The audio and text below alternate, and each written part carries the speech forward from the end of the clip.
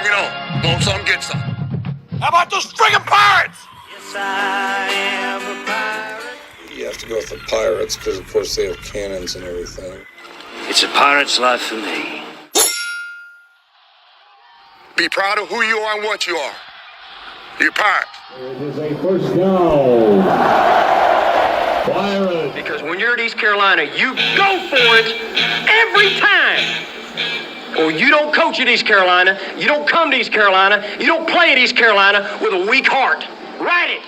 I think I've ever been in a building as loud as that was. It was deafening in there. We will get Omaha. I can promise you that.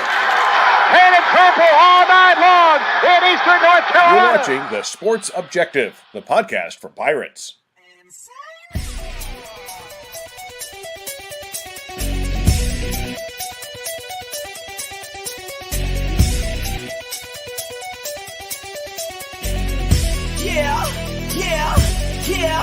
Yeah. My heart is purple and gold. I'm a pirate down to my soul. And I don't back down, not at all. Find out when the cannons explode. All right, welcome into the Pirate Football Playback right here on the Sports Objective. We thought we would have better news tonight. Unfortunately, the Pirates go down 35-24 with us right now. The man, the living legend, Kyle from LaGrange Barber. How are you, sir? Oh, what's going on, guys? Pirates come out like a house of fire and go out with a whimper. I'm got a lot to talk about tonight, about the future of the program, the state of the program. There are some positives to take away from last night. I thought by far Garcia had his best night. Yep. And I'm actually proud of the way the offense responded in the fourth quarter, coming back to take the lead after we lost the lead, and then we were driving again to try to take the lead again when Harris fumbled. But a lot of negatives from last night, but I did want to point out that positive. Matt Semenza, I don't think you got any positives from last night. Yeah, you're probably not going to hear too much positive from me tonight. That loss hit me hard last night. I'm not going to lie. I mean, that was a brutal loss. And yeah, it kind of reminds me of the movie Groundhog Day, the old movie with Bill Murray, where it's getting to the point, guys, where it's the same old story every week. And, there are certain staples of East Carolina football, certain trends or staples, if you will, that we've seen that you can count on in a big loss. And those things are, you're going to have penalties typically in the red zone. Last night we had 2 false starts in the red zone. You're going to have turnovers. All right. You're probably going to have a missed field goal or a missed extra point. So those things continue to get us beat and turn the tide in games, and we're going to kind of break it all down tonight. But, yeah, it's starting to feel like Groundhog Day a little bit. What's up, Bubba Rosenbaum? I tell you what, our Iron Man, ladies and gentlemen, always for our show, doing stuff behind the scenes, and he was covering the press conference last night. Bubba, I wish you were with us, but I'm glad you made it home safely.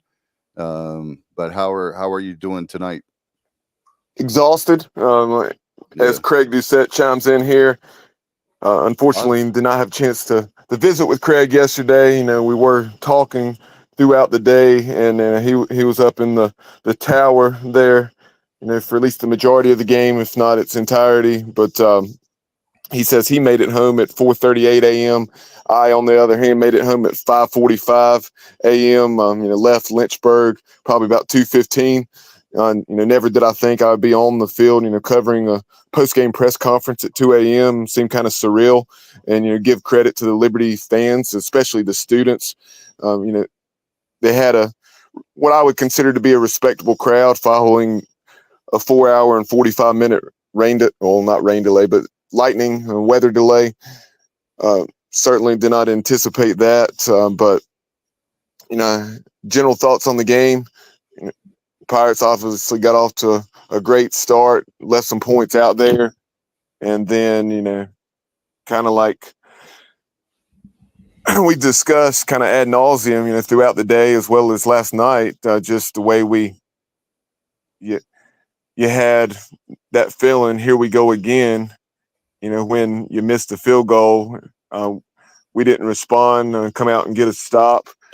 Liberty proceeded to score on their next 5 possessions, something I never would have guessed would have happened against any opponent this year. Never thought I would see 5 touchdowns in 5 possessions, not just scored on 5 consecutive possessions, but 5 touchdowns.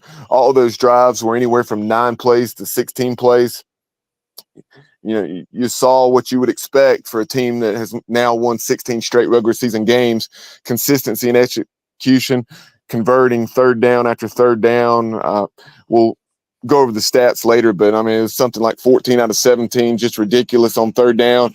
Even when we had them third and long, which was several occasions, even third and 13, third and 17, they would convert, and sometimes those conversions were for a touchdown. But really frustrated just to lose that 17-point lead, a lead that could have been 24 or 28 points. No doubt, as Chuck is saying there, apples to oranges. Coach Beamer at Virginia Tech endured a losing record at Virginia Tech his first 6 seasons. He turned it up from that point onward, or do we release Houston? Chuck, I appreciate you contributing, but the next person I see make that stupid Frank Beamer reference, which is dated and old, I'm going to kill them. If he has a losing season this year, he's gone. He's gone. I'm sorry. He's gone. And he knows it. And I spoke with someone from ECU this morning, I won't say who, and he knows it. So, and that's no offense to you, Chuck, but no, he's gone if we don't have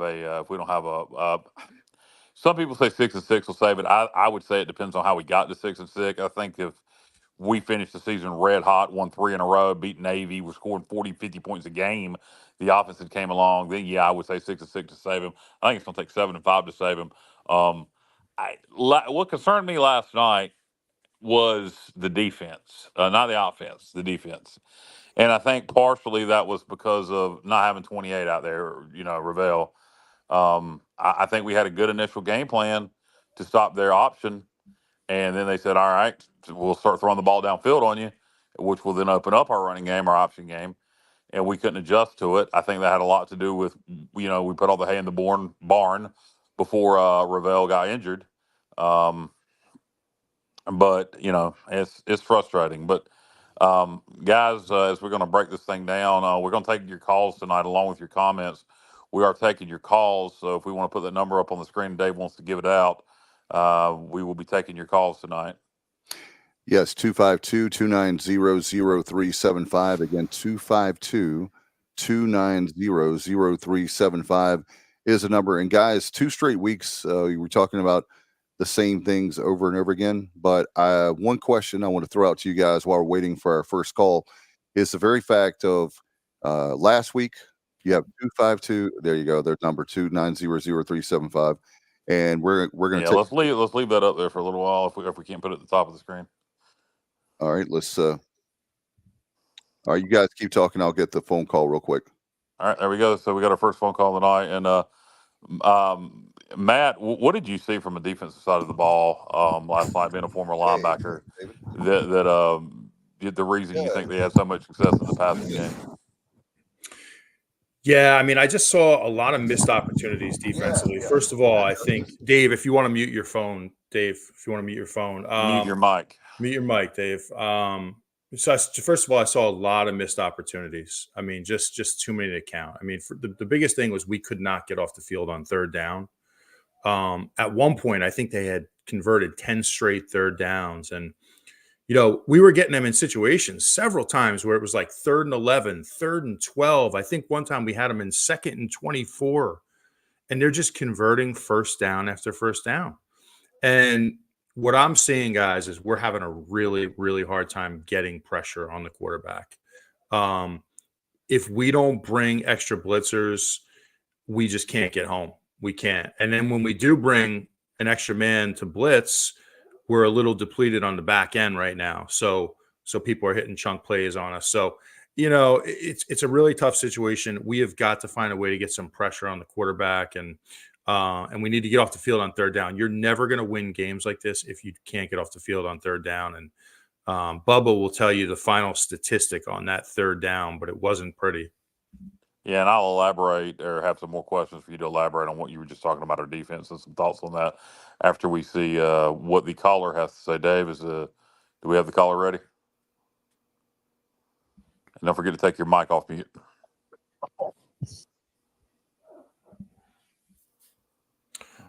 Hey there.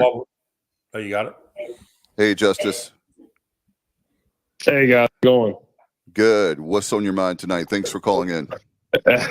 Yeah, thanks, guys. First of all, I appreciate you taking my call. This is experience just because I appreciate the work that you guys do through this podcast, this show, this channel here on YouTube. This is a pretty brutal loss, but I don't think it's not brutal because it's to Liberty per se, and it's not necessarily even in the way that we lost. Obviously, going up 17-0, again, very similar to the App State game, blowing a lead late.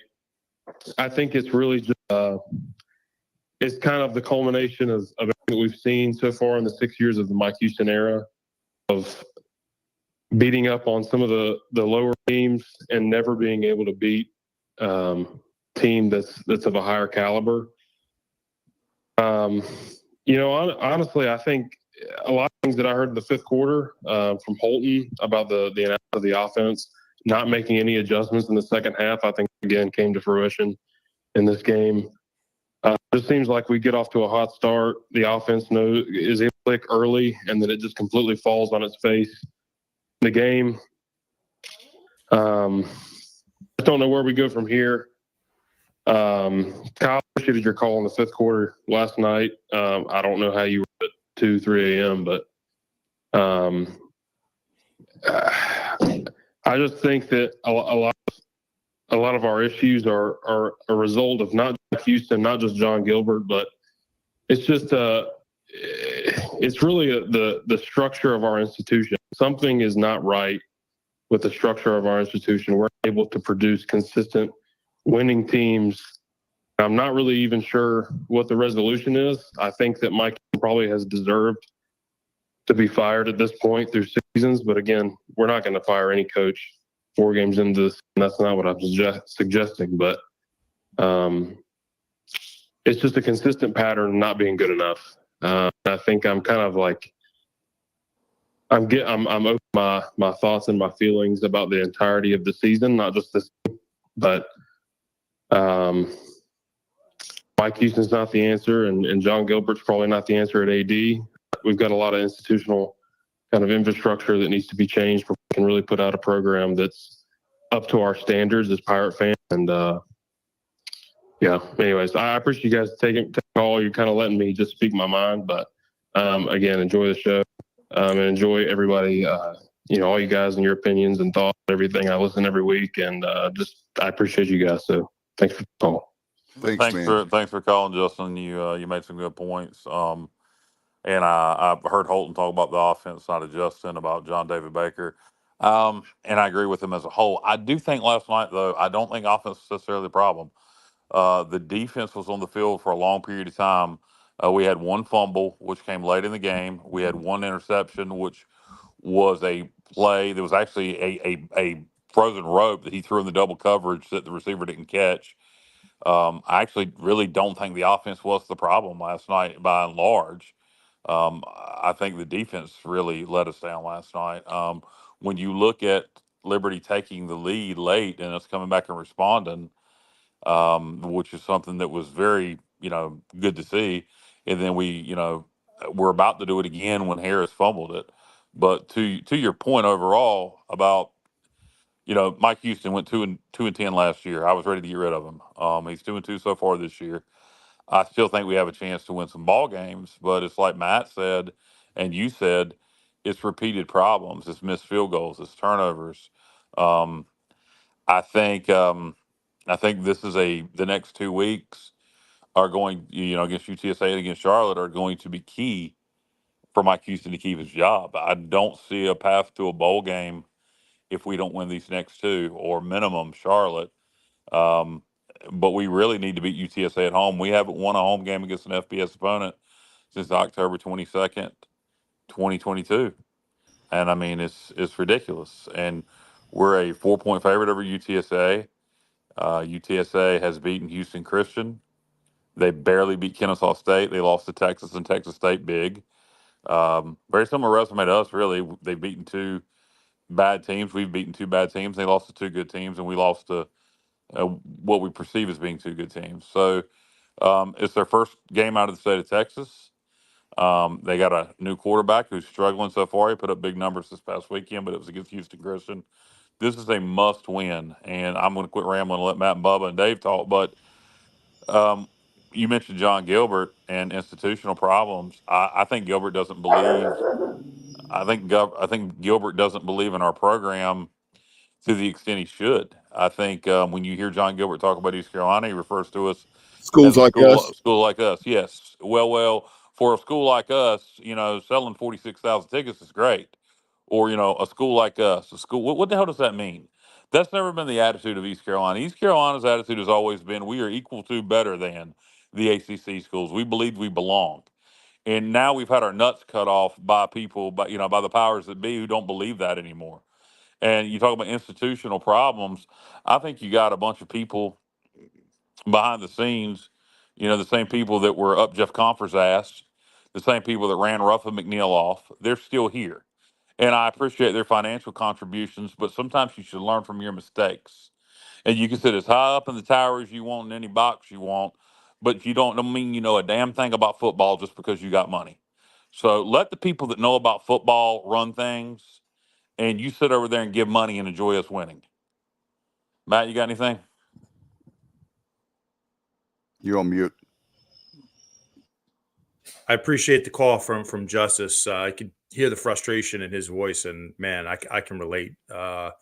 Same way today, but a lot of good points there from both you guys. I mean, one thing I'll say, and just going back to the offensive performance last night, guys, is that we need to convert in the red zone, especially off of a turnover. I think that was a major issue last night. Like there were several times where we had the ball, in the red zone, and we saw two red zone false starts. And again, I talk about Groundhog Day, the movie Groundhog Day, and sort of just repeating the same thing over and over every week.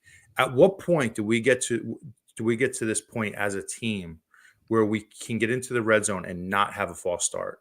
It seems like it happens every week. It's almost unbelievable. How hard can it be to not false start? That's something that really drives me nuts. They have, and we always talk about, hey, we're going to clean it up. We're going to clean it up. We're going to hit practice this week. We're going to, and it never ever gets cleaned up. So that those false starts hurt us bad last night. And I agree. I thought the offense, by and large, last night looked better, 20-20 for the most part. We had some opportunities, but those penalties killed us, and we have to convert down there. And certainly cannot miss a 24-yard field goal again. I don't know what's up with Conrad. Can hit from 40, but he'll miss extra points and short field goals. At some point, let somebody else kick short field goals and extra points. Let him handle the long ones. Yeah. Another thing that I don't understand, Bubba, you playing quarterback, maybe you got some insight on this. Played Division II, Division III, whatever it was at Averett.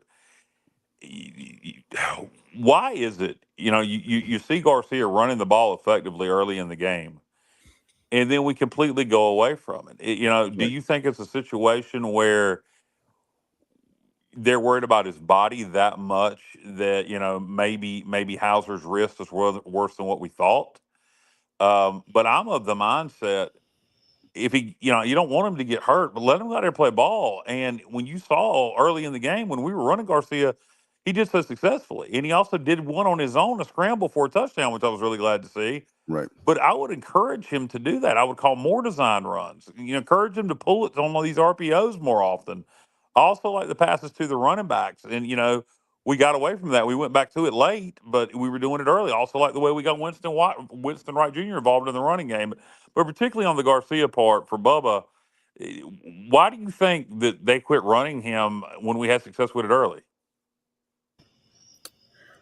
Obviously, this is just a shot in the dark, and certainly no knowledge of the situation. But my guess would be that I know on that first touchdown, it was a heck of a run. We were gifted a fresh set of downs, and by the personal foul by Liberty.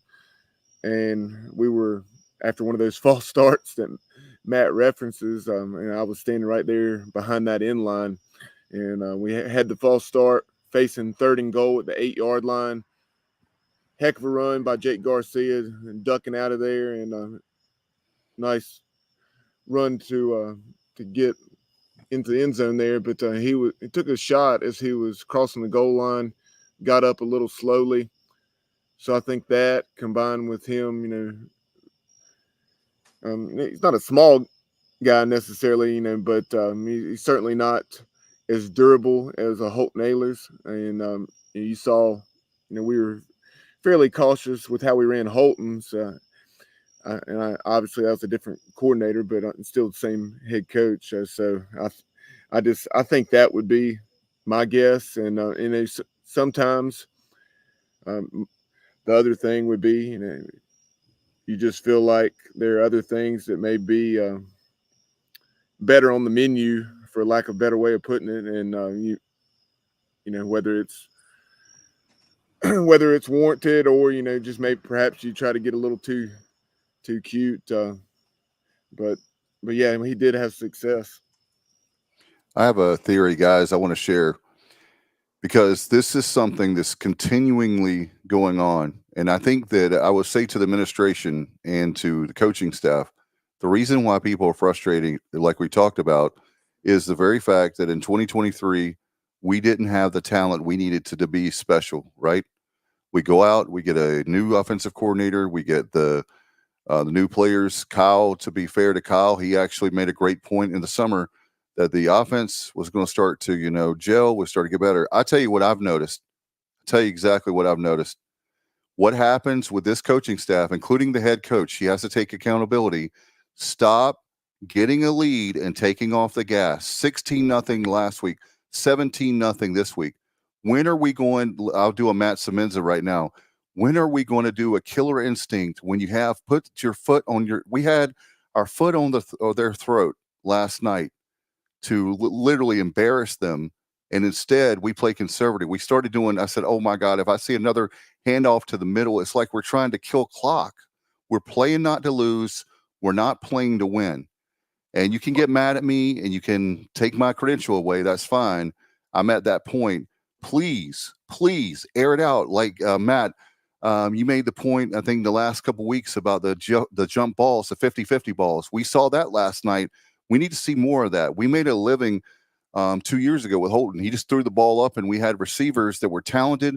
They were tall, they were long, and they're lean, and they jumped up. If not, we would get the pass interference calls. But I'm just really frustrated, and I'm not going to ramble, I promise. But you guys know how I feel. I am a pro-Houston guy, but the one thing that drives me insane, the reason the fan base is warranted here, is because you can't get a lead and think that I think it's also a disrespect. It's a disrespect to Liberty. Did you really think at 17-0 last night you could just run the ball and kill time and they were just going to lay down? I mean, that's the thing. You've got to respect their opponent enough. If we score 50 points or 60 points, that may be what we need to take to do to beat Liberty. Well, I don't think there's anything wrong with trying to establish a run. But to your point, be aggressive. Be aggressive with your play calls. You can't be scared to death that Garcia is going to turn it over. He's getting better at his decision making. He missed a call. He missed the throw last night to Taylor, whatever his name is, transfer from NC State, where he just put too much air under the ball, something he's been criticized for not doing. Smith. Yes, and he just put too much air under it. It would have been a touchdown, most likely, or at least a very long play. But, I agree with you mostly on that. But the bigger thing than that even is, Matt, when something goes wrong, we could have gone up 24-0, but we had an opportunity to go 20-0, and we missed a field goal. And to me, when we missed that field goal, everybody seemed to, I know all you guys, all the people I was talking to, you guys, the other groups, everybody started to panic. And as soon as we missed that field goal, and my thought was, if we're all panicking, so is the team.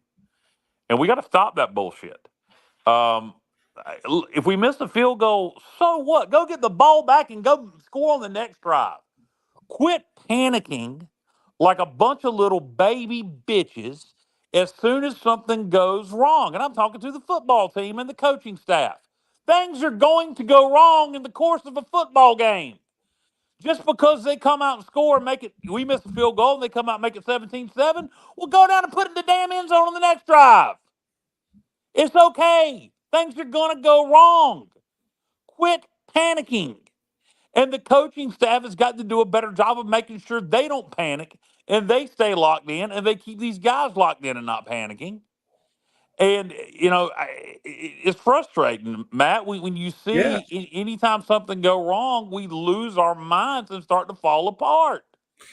It's unbelievable. And you make a great point. And you saw it last night. First of all, Conrad, listen, I'm sure he's working hard, but if he can't make a 24-yard field goal, we got to find somebody else. Like this is major college football. This is a business. Got to make those field goals. So, but to your point, you could almost feel it last night. As soon as we missed that field goal, it was like the mentality was like, oh, here we go again. Yep. Here we go again. Because this has happened so many times over the years. And the team, you could almost predict what was going to happen after that. Liberty was going to get the ball back and they were going to go down the field and they were going to score. And that's exactly what happened. And now you go from a situation where you're up potentially 20-0 to now you're up 17-7. And I think it's a fragile team. I really do. I think mentally this team has been beat down so much over the years. I think they're kind of like just a little fragile right now, like anticipating mistakes instead of going out and just playing football. And that's a tough way to play the game. That is a really hard way to play the game. And you see it like it's almost like we create mistakes. You see it with the false starts. You saw it with the Raji fumble late in the game. Yeah. Which that when you look, Raji normally doesn't turn the ball over, and that was a questionable fumble. Yeah, his knee was down. Questionable. But guys, it kind of brings me to a bigger point, like back to this offense for a minute. And you think about, we hired John David Baker from Ole Miss, right? And you really, I haven't been overly impressed with what I've seen from this offense to this point. It seems very choppy. It seems inconsistent. And it seems like we don't really have any type of identity yet. And, I said 10 times last year on this show, that I was in favor of our new OC. I wanted to run the coastal Jamie Chadwell offense. You guys remember me saying that over and over. And we saw last night, once they got that going, they had wide receivers in space all night. Yeah. They had people wide open down the field. Whereas it seems like all the plays we run, like we're fighting, like we rarely get players open in space. It just doesn't seem to happen very often. So I'm questioning right now. I don't know about where we are offensively, but I'm not sure right now about this system. Like it just doesn't look good. That doesn't mean it can't be good in the future, but right now this is ugly. And it's got to be fixed. Well, again, when you guys look at, by the way, give us a call, 252-290-0375. 252-290-0375 is our number if you want to call in and join the show. We have a lot of people making comments. We'll get to your comments in just a second. A lot of great points, and we have the best fans, obviously, as a program, but also as our show. We appreciate you very, very much. And sometimes we can't get to your comments and because there's so many, and doesn't mean that we don't value what you have to say. Guys, when it comes to this game, like you said last year, Matt, talking about finding ways to win. And also, I think that the people are upset because if we lost this game, Liberty is a respectable opponent. I know that people that don't watch college football that are just casual fans may not have been paying attention to what they've done the last handful of years with Hugh Freeze and Jamie Chadwell, but they're a respectable program. Yeah, and great program. Yeah, and a Conference USA champion from last year, go all the way to the Fiesta Bowl, lose to Oregon. But hey, we haven't done that yet. So for me, where I'm at right now, I will tell you guys right now that we talked about it. I know Kyle has. We cannot afford to lose these next 2 weeks. Plain and simple, every single game with a 12-game schedule for football is important. And, for me, what I would like to say to the coaching staff and the players, but this is the way I feel, guys. I'll make this point and then I'll let you respond. But my point is play like this is the last game of the year. play like that, you're going to not make a bowl game unless you win this game. This is your bowl game this week.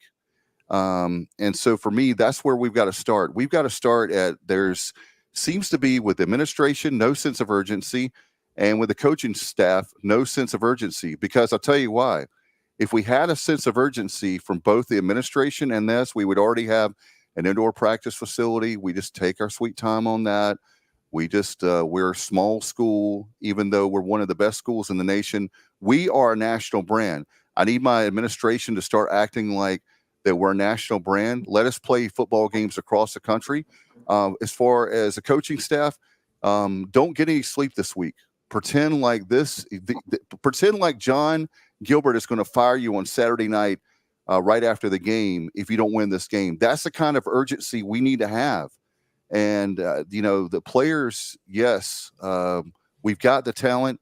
So nobody can say that we don't have talent anymore. We have talent. So now it's about, we talked about the execution, but also the play calling had, last night was not good. And I'll just say that I have nothing against the coaches whatsoever, but you've got to be fair. You've got to be like our show, objective. And we can't come on this show and put lipstick on a pig when things are not right. I'm sorry. I love everybody in Greenville. It's my alma mater. It's our way of life. This fan base is the best. So treat us like that we're Alabama or Tennessee where you've been, and realize that this is important to us. We're spending a lot of money between last night. My friends and I spent a lot of money to go to Liberty. We had a friend we could stay at his house. We didn't have to pay for a hotel room, but we spent a lot of money on gas, food, and a lot of stuff. And you're going to give us that kind of performance when it comes to calling plays. You can do better. And I'll pass it to you guys. Sorry. Yeah, I don't think anybody's intentionally calling bad plays. I think the offense relies so much on tempo. And I think that's the identity of the offense. And until we can start executing everything we do at a fast tempo and be crisp with it, then we're going to look like we don't have an identity on offense. Defensively, I think largely what happened last night was the lack of 28. Once they adjusted what they were doing, not having Ravel back there really hurt us. Liberty's a good program. Liberty is a great program. It's not an issue of losing to Liberty. It's an issue of how we lost. Had we beaten Appalachian State last week, I think we would all be disappointed right now, but we would be 3-1 and go, you know what, we lost to a really good football team in Liberty. But because of the way we lost to App, but then lost basically the same way to Liberty, people are very concerned. And it's a tough pill to swallow for our fan base and for former players like Matt, who were playing Miami and Wake Forest and North Carolina State and in Memphis and UCF for, a little bit later for some players and in Virginia Tech, et cetera. And now we're seeing programs come along like Liberty, like Coastal Carolina, like Appalachian, who's been around for years but have moved up to FBS in 2013, and they've passed us. And I think that's a tough pill for people to swallow. And you're seeing a lot of our fans really angry, not only because of last year's results, but because of losing to these regional teams that have passed us in App State and Liberty. And I think that's one of the biggest things that our fan base can't stomach. And I don't blame them. Matt, going forward, and by the way, if you want to call in, 252-290-0375, 252-290-0375, call in. We'll get you on the air. You got a question for us, ask it. You got any comments? But, Matt, going forward, if you look at this, UTSA is coming up. They're coming to Greenville. First game out of the state of Texas. They're 2-2. Beat Kennesaw, beat Houston Christian, lost to Texas State, lost to Texas. Bad. After that, we go to Charlotte. How important do you think these next two games are in terms of our season to get to 4-2, to get to bowl eligibility? I don't see a path to getting to bowl eligibility realistically, unless things change, without winning these next two games. How important do you think these next two games are? And what are you starting off with UTSA? I know earlier you didn't like our chances. Do you still feel that way with UTSA coming to Greenville? How important do you think this game is with UTSA? We'll just start with there, and we'll leave Charlotte for later. Yeah. I mean, I think this is a I guess you would say a make or break game in some ways. I think for the remainder of the season. I mean, first of all, it's a home game, and when you hear so much about protecting your home field, you have to have a certain pride about when any opponent, but especially conference opponents, come into your home turf. You need to win some games, and the fact that the stat you mentioned last week, and we're going to keep going back to that, they haven't had an FBS win in Dowdy Ficklin since 2022. I mean, that's disturbing to me. So I think you have a lot of things this week. I think not only do we need a win, I think the players need a win. Like I think in order to get their confidence back to a good point, we need to close a game out. I think our coaching staff needs that too. Fan But base does too. yeah, fan base big time, and I definitely want to get into the fan base tonight as well at some point. But I think if we lose this game at home, Mike Houston, and look, I'm not going to come on the show and call for anybody's job. I'm just not going to do it because this is not personal or anything. I just look at it from a football perspective. You're stating facts. I think if we lose this game this week at home to UTSA, I think Mike Houston's coaching for his job against Charlotte, and I just hope we can get the win. I know everybody's working extremely hard, but look, at some point you have to protect your home field and you have to win football games. So it's huge. I mean, this game is everything right now. You got to get it. Yeah, I agree with you. Nobody's calling for Mike Houston's head, but it's just stating facts. Like you said, you lose to UTSA, you're coaching for your job against Charlotte. This fan base will lose its mind if we're 2-4 after a loss to Charlotte, after we've already lost to App and Liberty. We have too much pride to be the laughing stock of the region. And we need to, and we have the talent on the field. You can see the talent's there. We can turn this thing around. And we can start this week against UTSA. I don't know what the line is now. It opened at 4. I've seen it at 3.5. Somebody said it was only 1. I haven't seen that. But we're favored. This is the game we should win.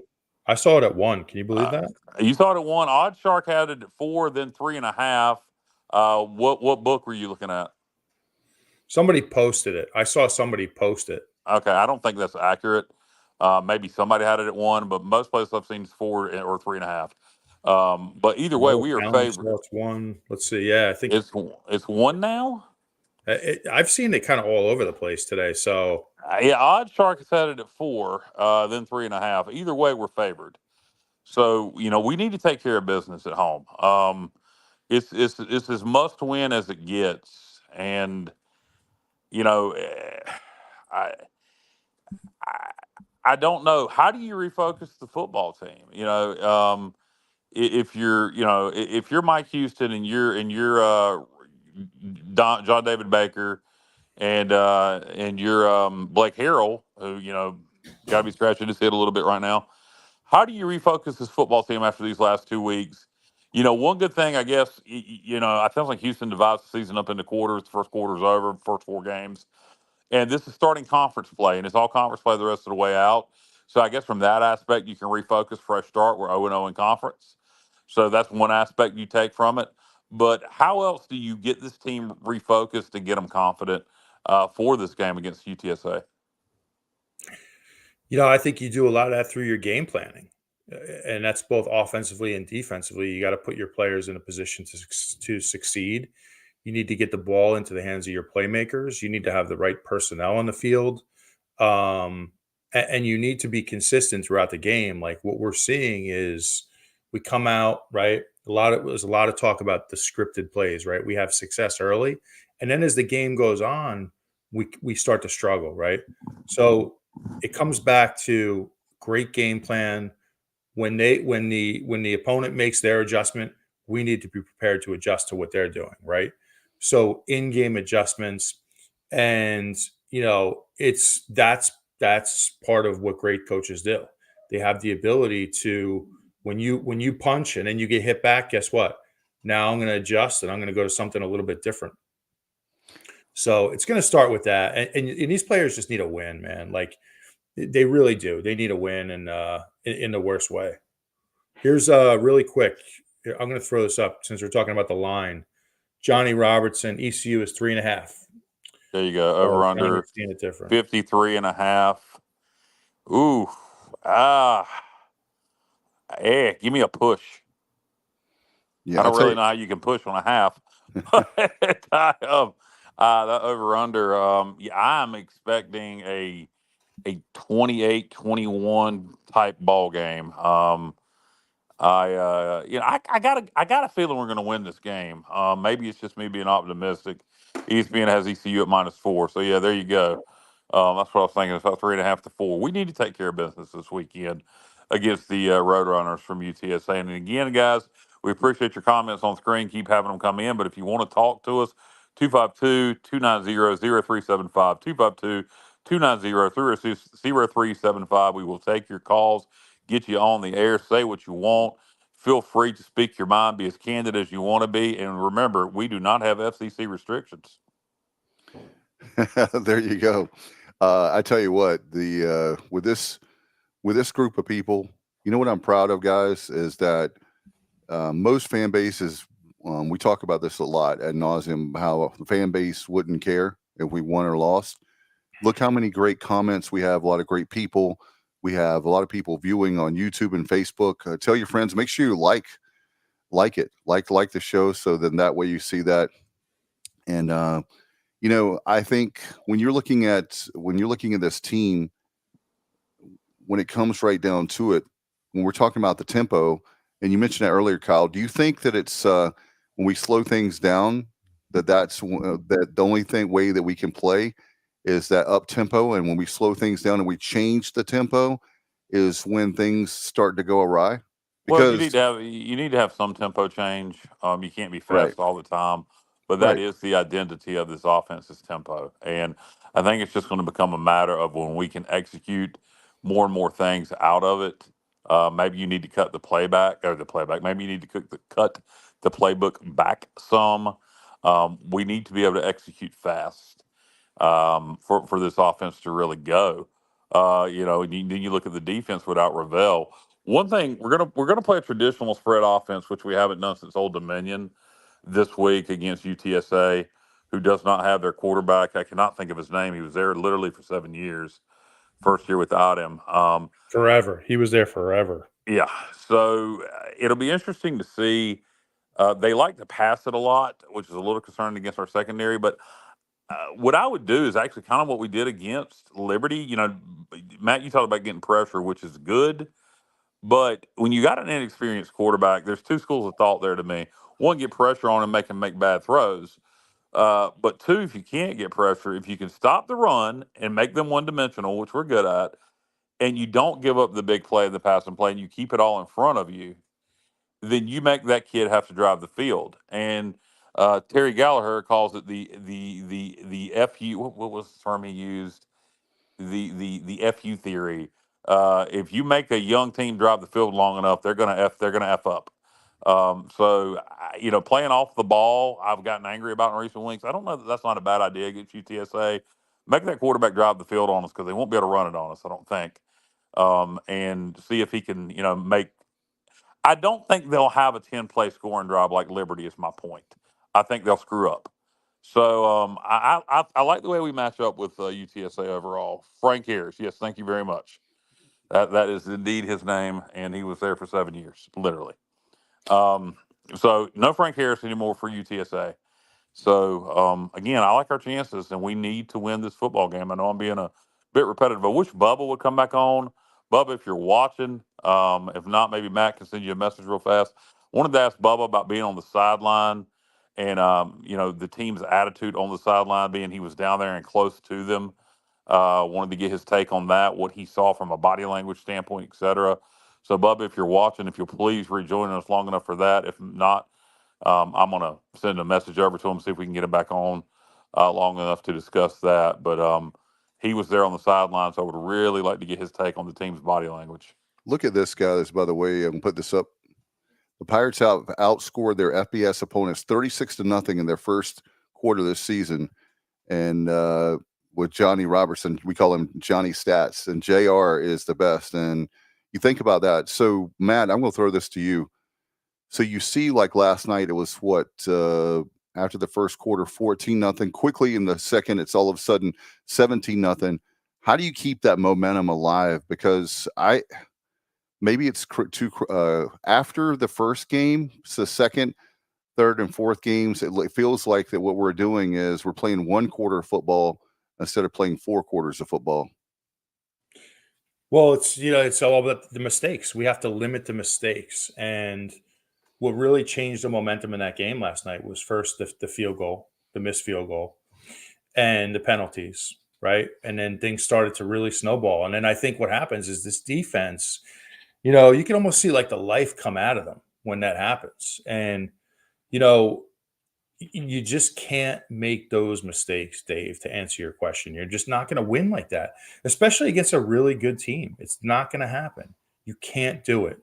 And it continues to happen. Good point from James Cutler. He says, yeah, you have to score in the red zone. Absolutely. And that's something we talked about earlier. We have got to finish people off when we have the opportunity. And again, last night I actually thought last night's game was far more winnable. And I'm not talking pregame, I'm talking during the game. We had more opportunities to win the game last night than we did versus App. We could have put them away early in this game. All right. And really, you talk about making a team one-dimensional. We would have put them in a position where they had to throw the ball on every single down, right? But we didn't put them away. And great teams will put you away. That's what they do. So let me ask you. Go ahead, finish your thought. No, go ahead. Go ahead. I'm good. I was going to ask you, as you go into the UTSA game, if you get up early again, let's say we get off to a 17-0, 21-0, whatever, 20-0 type lead, is that almost a negative? I don't think so against UTSA because I think maybe they'd start panicking. They don't have the experienced quarterback. They're not winning a lot this year. They're 2-2 like we are with 2 wins over bad football teams. But at the same time, is it a situation where if we don't get off to a fast start, if it's a 10-10 type ball game or maybe we're down 7-0 at the half, is that almost better? Do we need to play from behind for a change? I mean, it's an interesting point, and it's funny you mentioned that. That actually occurred to me last night because I'm like, when we're up 17-0, I'm like, I hope we can handle some prosperity here. And ultimately we couldn't. We just weren't capable as a team of doing that. But, I'll certainly take that lead anytime, Kyle. I'll take 17-0 at any time. But to your point, you got to learn how to win in all different situations and handle adversity. So yeah, but I'll certainly take that lead anytime. But I think the nice thing about when you're at home, you should be able to lean on your crowd, right? You have the home field advantage. And again, it's just establish an identity. Don't go away from it. If you're up 17-0, play the game like you're down 17-0, right? Don't change who you are and what you do. And, it's going to be interesting to see. I mean, if we can, and I'm going to talk about this a lot tonight, is can we get back to a point where we have, we talk about the no quarter flag, right? No quarter is a joke right now in Greenville because we can't win a game in Greenville to save our lives. Exactly. So, we need to get back to that. Back in the Logan era, and I think this was more of a Jeff Connors thing, we had a actual graveyard. They built a graveyard in the corner of the practice field. And they put in headstones for each of the teams we would beat in Dowdy-Ficklin. And that thing started to build up. And that was something the players took a lot of pride in, protecting your home field. Like, you're not going to let some team come into Dowdy-Ficklin and kick your ass. You're just not going to do it. And those teams took a lot of pride in that. And we have to get back to that. And it needs to start this week against a very mid UTSA team, like you mentioned, Kyle. Young quarterback, younger team. They graduated. A lot of good players from last year. We're favored to win this game. You got to take care of business. At some point, you have to win at home. Yeah, I apologize for the rant there, but yeah, it's you're good. You would almost think from the law of averages. You haven't beaten an FBS opponent, a conference opponent at home since October 22nd, 2022. And I'd love for none of us will be at the press conference this week because this is not our 9 to 5. But and I'm not being critical of any of our local media because I understand the situations they're in with the university. But I'd love to hear. That's not an offensive question. I'd love to hear that brought up to Mike Houston. Is he aware of that stat? I know last night Holton wasn't. He was surprised when I told him that. So was Clip Brock. So, is Houston aware of it? I think it needs to be hammered home. I would hammer it home to the players. Defense, if you're watching, any of you experienced players, some of the kids that just got here, but particularly on the defensive side of the ball and on the offensive side of the ball, it's the players that have been here. You haven't beaten an FBS opponent. And if no players listen, somebody get this to some players. You have not beaten an FBS opponent, a conference opponent also, which would obviously be FBS, in your home stadium since October 22nd, 2022. You should be ashamed. You should be embarrassed. And, maybe this should be coming from Matt, not me, because Matt played. So, Matt, why don't you say that? Let's hear you say that.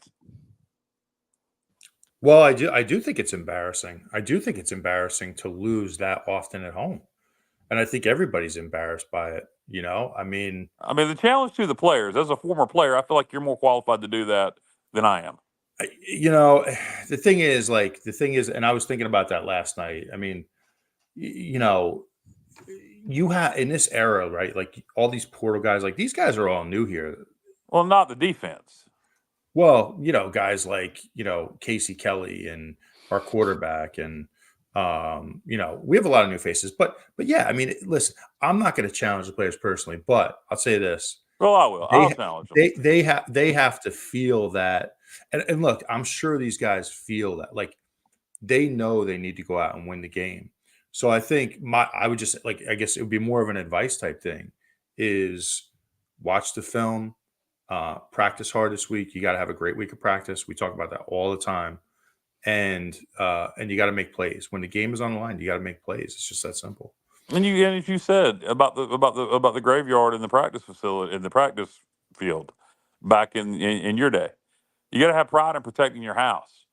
And if you don't, if you're at home here, Matt, Dave, if somebody breaks in your house, you'll throw a gun in their face and blow their brains out. So you got to protect your house. These people are coming in your house. And we let them continue to come in our house and just take and take and take and take and take, and we don't do a damn thing about it. So let's do something about it. Protect your house.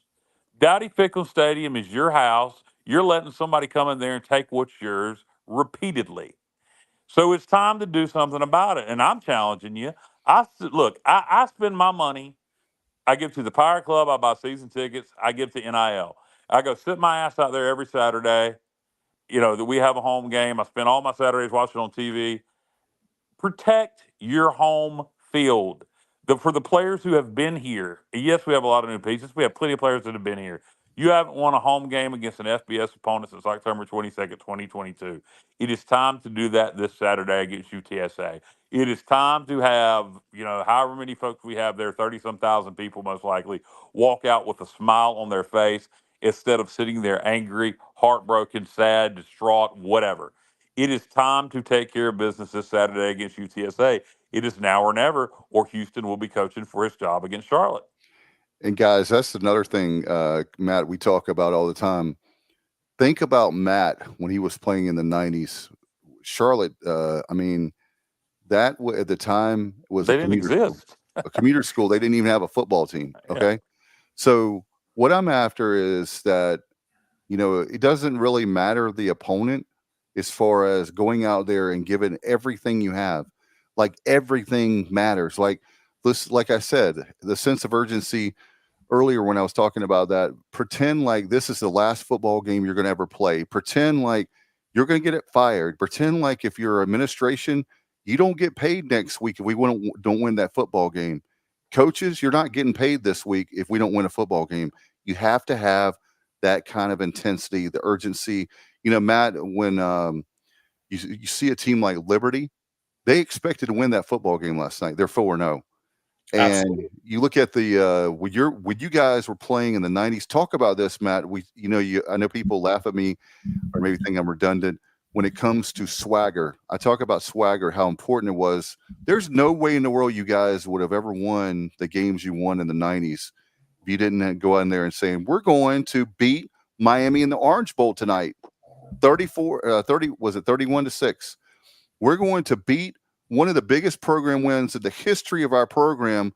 Would have never, ever, ever happened if it wasn't for you guys with the mentality, like the sense of brotherhood, you going in there, a sense of war, there's no way in the world that we could have pulled off that victory on both sides of the ball and even special teams if we're just going to go in there and say, well, we've got next week. We're going to try to do better. We're doing the best we can. When it comes to the offensive side of the ball, I think defense is going to be fine this week. Let's go for broke. It seems like when we're throwing those vertical balls, Matt, we're throwing downfield. Why do we get away from that? I don't understand that when you have Garcia, if he throws 50 interceptions and we win a game, I won't be happy about the 50 interceptions. But at the same time, what do we have to do to win the football game? If that's what we have to do, it'll be an ugly win, but we'll take it. Absolutely. And, to your point here from Dennis Barber, hey, curb stomped the Canes that night in 96. That was an awesome night. Awesome night. But I think you make a really good point, Dave, in terms of Liberty expected to win that game last night. They were down 17-0. There was no panic. I mean, they fumbled again on their own 20. We almost got the ball.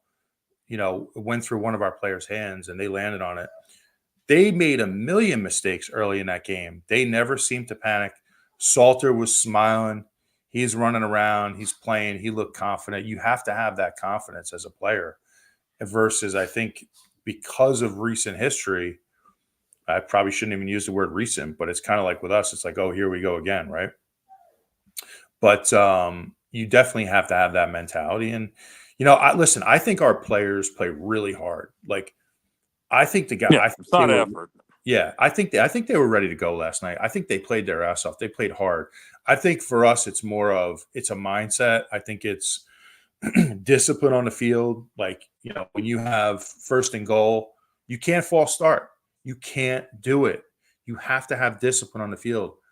You can't miss field goals. And we need to find our identity offensively. Like, I still don't really see that identity. So that's something that's going to develop. Hopefully continue to develop. Maybe this week we'll look a little bit more comfortable out there, like finding our identity as an offense. But yeah, I mean, I'd love to see more jump balls down the field. I don't think Garcia throws a great jump ball, unfortunately. His Holt Nailers was really good at that. He would get air under the ball and he would give his receiver a chance to make a play. And you would see that with guys like CJ Johnson and Isaiah Winstead was really good at that. Garcia's ball comes out a little flat. It's a little more flat, and he puts a little more pace on it. He doesn't throw that ball. That's something he really needs to work on. And he tried to last night on that play on the deep ball I thought about earlier to the NC State transfer, who I cannot remember his name. Smith. Yeah, Anthony Smith. He tried to last night on that play, Matt, and put way too much air under it. That ball hung up there for 3.5 days. Yeah, we were lucky. Yeah, if you're talking about the one in the first quarter, we were lucky. No, late in the game. Late in the game. Oh, yeah. That when he was wide open, you're talking about. Yes, if he'd have just zipped that down there, it could have been touchdown. Yeah, I think he's struggling with the deep ball a little bit, and I think again it may be an overcoach thing where he's being coached too much now to put too much air under it. Just let Garcia be Garcia. Let him be Garcia, and I also think our kind of jumping around a little bit here, but to your point about maybe overcoaching or overthinking things. I think our running backs right now, like when I watch our running backs play, they're trying to hit the hole so hard. And I don't know if they're being taught that or what. They're trying to hit the hole so hard. There were so many opportunities last night to bounce to the outside or jump cut and then bounce it and make a play. There were so many opportunities last night. And I saw on like 4 or 5 occasions our running backs just running into the backs of our O-linemen. Like, hey, let's be a little more patient. Let's use our vision. Let's jump cut. Let's try to bounce it. I mean, that's what Keaton Mitchell, when he was here, he made a living off bouncing plays. Right. Well, Bond is good at that, but Bond is clearly, he came in last night, he got injured again. They need to let Bond just stay out until he can get back to close to 100% because we just keep re-injuring him. From what I've, Gunn's more, Gunn's got power. He's got some speed. Rajay's got power and speed. Neither one of them are tremendous at cutting and bouncing things outside. In a limited sample size, Montgomery seemed good at that. I'd like to see him with the ball in his hand against better competition than A&T. And at this point, with Bond's health, I don't know why we haven't seen that. Maybe it's other aspects of the game Montgomery just isn't picking up. But in the sample size we saw him against A&T, he looked good with the Norfolk ball in State. his hand. Or yeah, who did I say? A&T Yeah. against Norfolk State. The sample size we saw there, he looked good with the ball in his hand, and he could do some of the jump cuts and you know stuff that Matt's talking about being a more patient runner. So I agree with that wholeheartedly. Nothing wrong with hitting the hole hard, but if it ain't there, you've just got a 1 yard gain. Sometimes you need to use your vision, look for your blocks, cut it outside, cut it up. It's about being an instinctive football player, and just not like, don't be a drone, like just play instinctively. Comment from Matt Redmond: past 2 games, they have put together game-winning drives and given the ball away.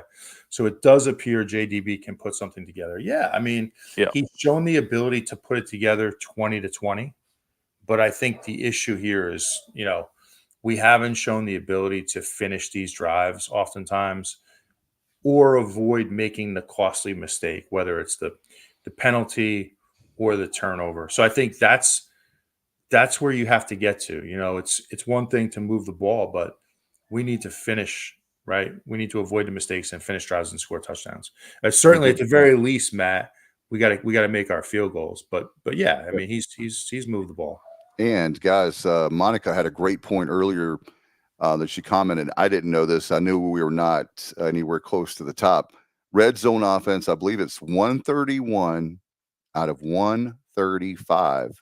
Yeah, that's got to be fixed. How do you expect to win football games if your red zone offense is almost dead last? That comes from missed field goals and miscues. Well, the extra points doesn't count your red zone offense, but it comes from missed field goals and then miscues. Just not finishing drives, like you said, false starts, penalties. Raji, we were at the 20. That's the red zone. That's where he had the fumble. So stuff like that. And we're not piling on the Raji. He normally is sure-handed with the ball. It's just I'm not even sure he fumbled there. Just stating facts. It's frustrating. It is beyond a frustrating time right now because the only thing that's going to make us feel better is winning a football game, and that can't happen until next Saturday. Hey, guys, we have our good buddy. Let's go ahead and bring him up. Stevie Fly, what's up, bro? What's going on, guys? How you doing? I'm good. I'm good. How everybody doing? Stevie, Dave, something's wrong with your audio. Stevie sounds like the devil. I don't know what's going on there, but how Stevie, what's going on, man? If you could hear yourself right now, you sound horrible. I'm doing a Gene impression right. It sounds like you're on an old recorded cassette and somebody has slowed down your audio. Hi there. You sound like this, Stevie. Thanks. Anytime chance to put me on, that's what you do, right? Good Lord, I just heard myself. I don't know what's going on. What in the world have y'all done to me? I don't know, Stevie. Hang up and call back, my friend. Yeah. Hang up and call back. Maybe when you call back again, Dave's equipment will be working. Hang up and call us right back. 252-290-0375. Clearly, we were having audio issues. Stevie is the man he wants to hear from. There you go. Norm Fear, a Stevie Fly fan. Norm, maybe at some point, me and Stevie will bring back just another sports podcast, at least for a few episodes before the season's over. So, take me to your leader, says Stevie. Yeah, basically. It sounded like he was calling from another planet. Let's try it again. All right, here we go. All right, Let's Stevie. try Mr. Fly. Here we go. All right, how's it sound now? Horrible. What in the world? All right. I haven't done anything, guys. That's what's so weird. All right. I don't know. Stevie, have you got a point you want to make real fast? No, I cut him off. Stevie, okay, Stevie right. comment. Throw your comment up, Stevie. We'll put your comment up. Yeah, we'll put your comment on the screen. We maybe, unless Dave knows what the audio issue is, we might not be taking any more calls tonight. Goodness gracious, that was horrible. See, look, nobody's perfect, right? I mean, look. Sometimes Pirates, we can't make field goals, but we can't get our audio right sometimes, right? So, we'll take the criticism too. Stevie is a football coach, and he knows what's what. That's why Norm wants to hear from him. Well, Norm, we appreciate that. Stevie is a football coach, and he does know what's what. But Matt's a former linebacker at East Carolina under Steve Logan. He knows what's what, and the amount of people that talk to me about football that are in higher positions than I am in terms of football, I must know a little something, or they wouldn't respect my opinion. Yeah, Stevie, put up the your comment again. And by the way, guys. It's a shot. It's a shot. Yeah, Norm. No, I love you, Norm.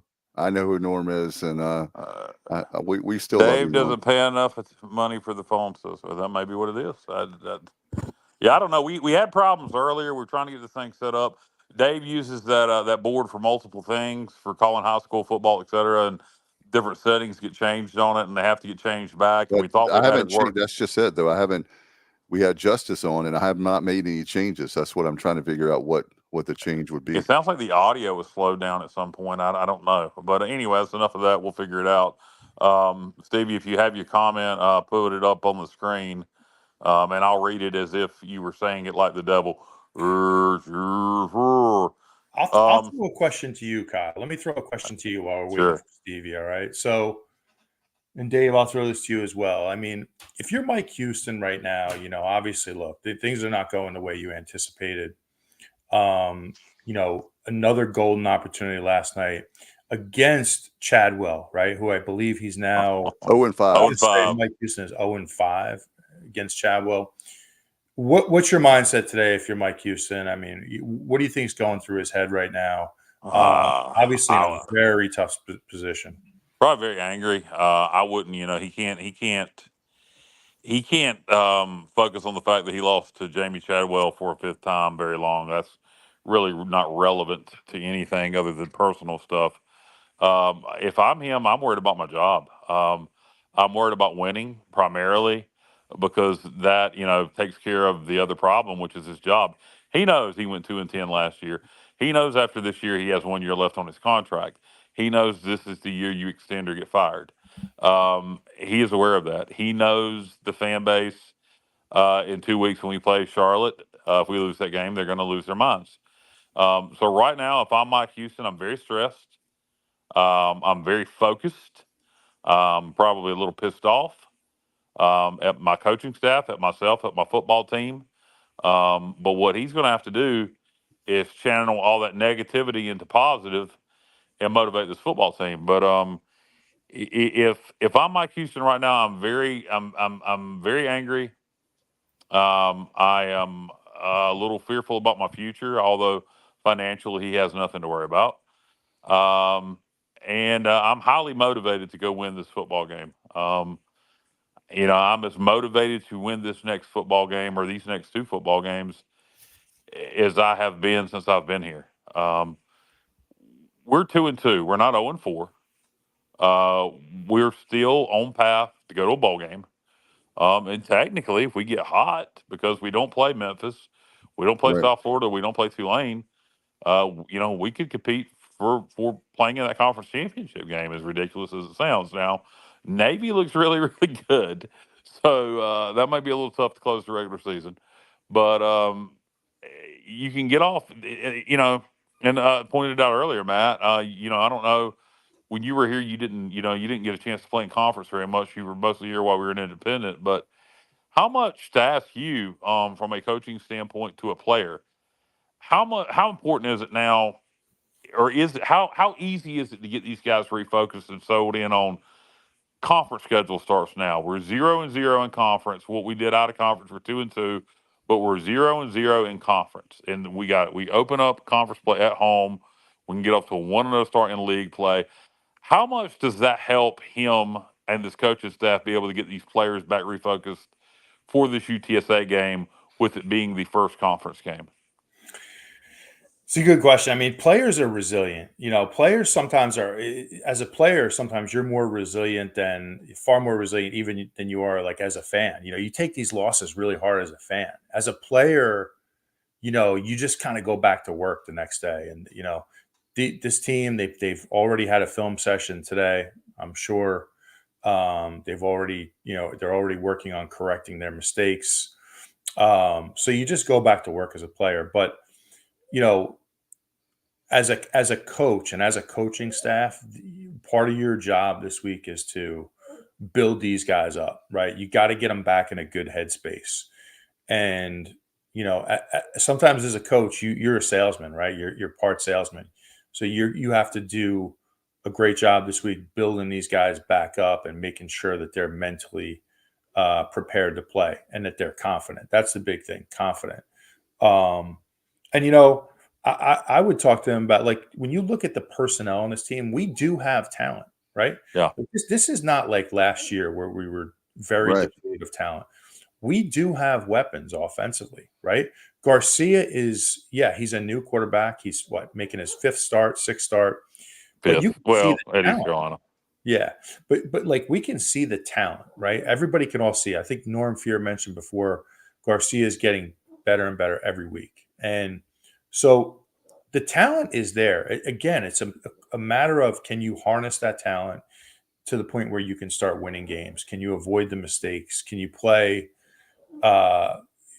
complementary football in terms of, your defense goes out and gets a stop and gives you offense a short field? Can you go score a touchdown? You know what I mean? So all these things.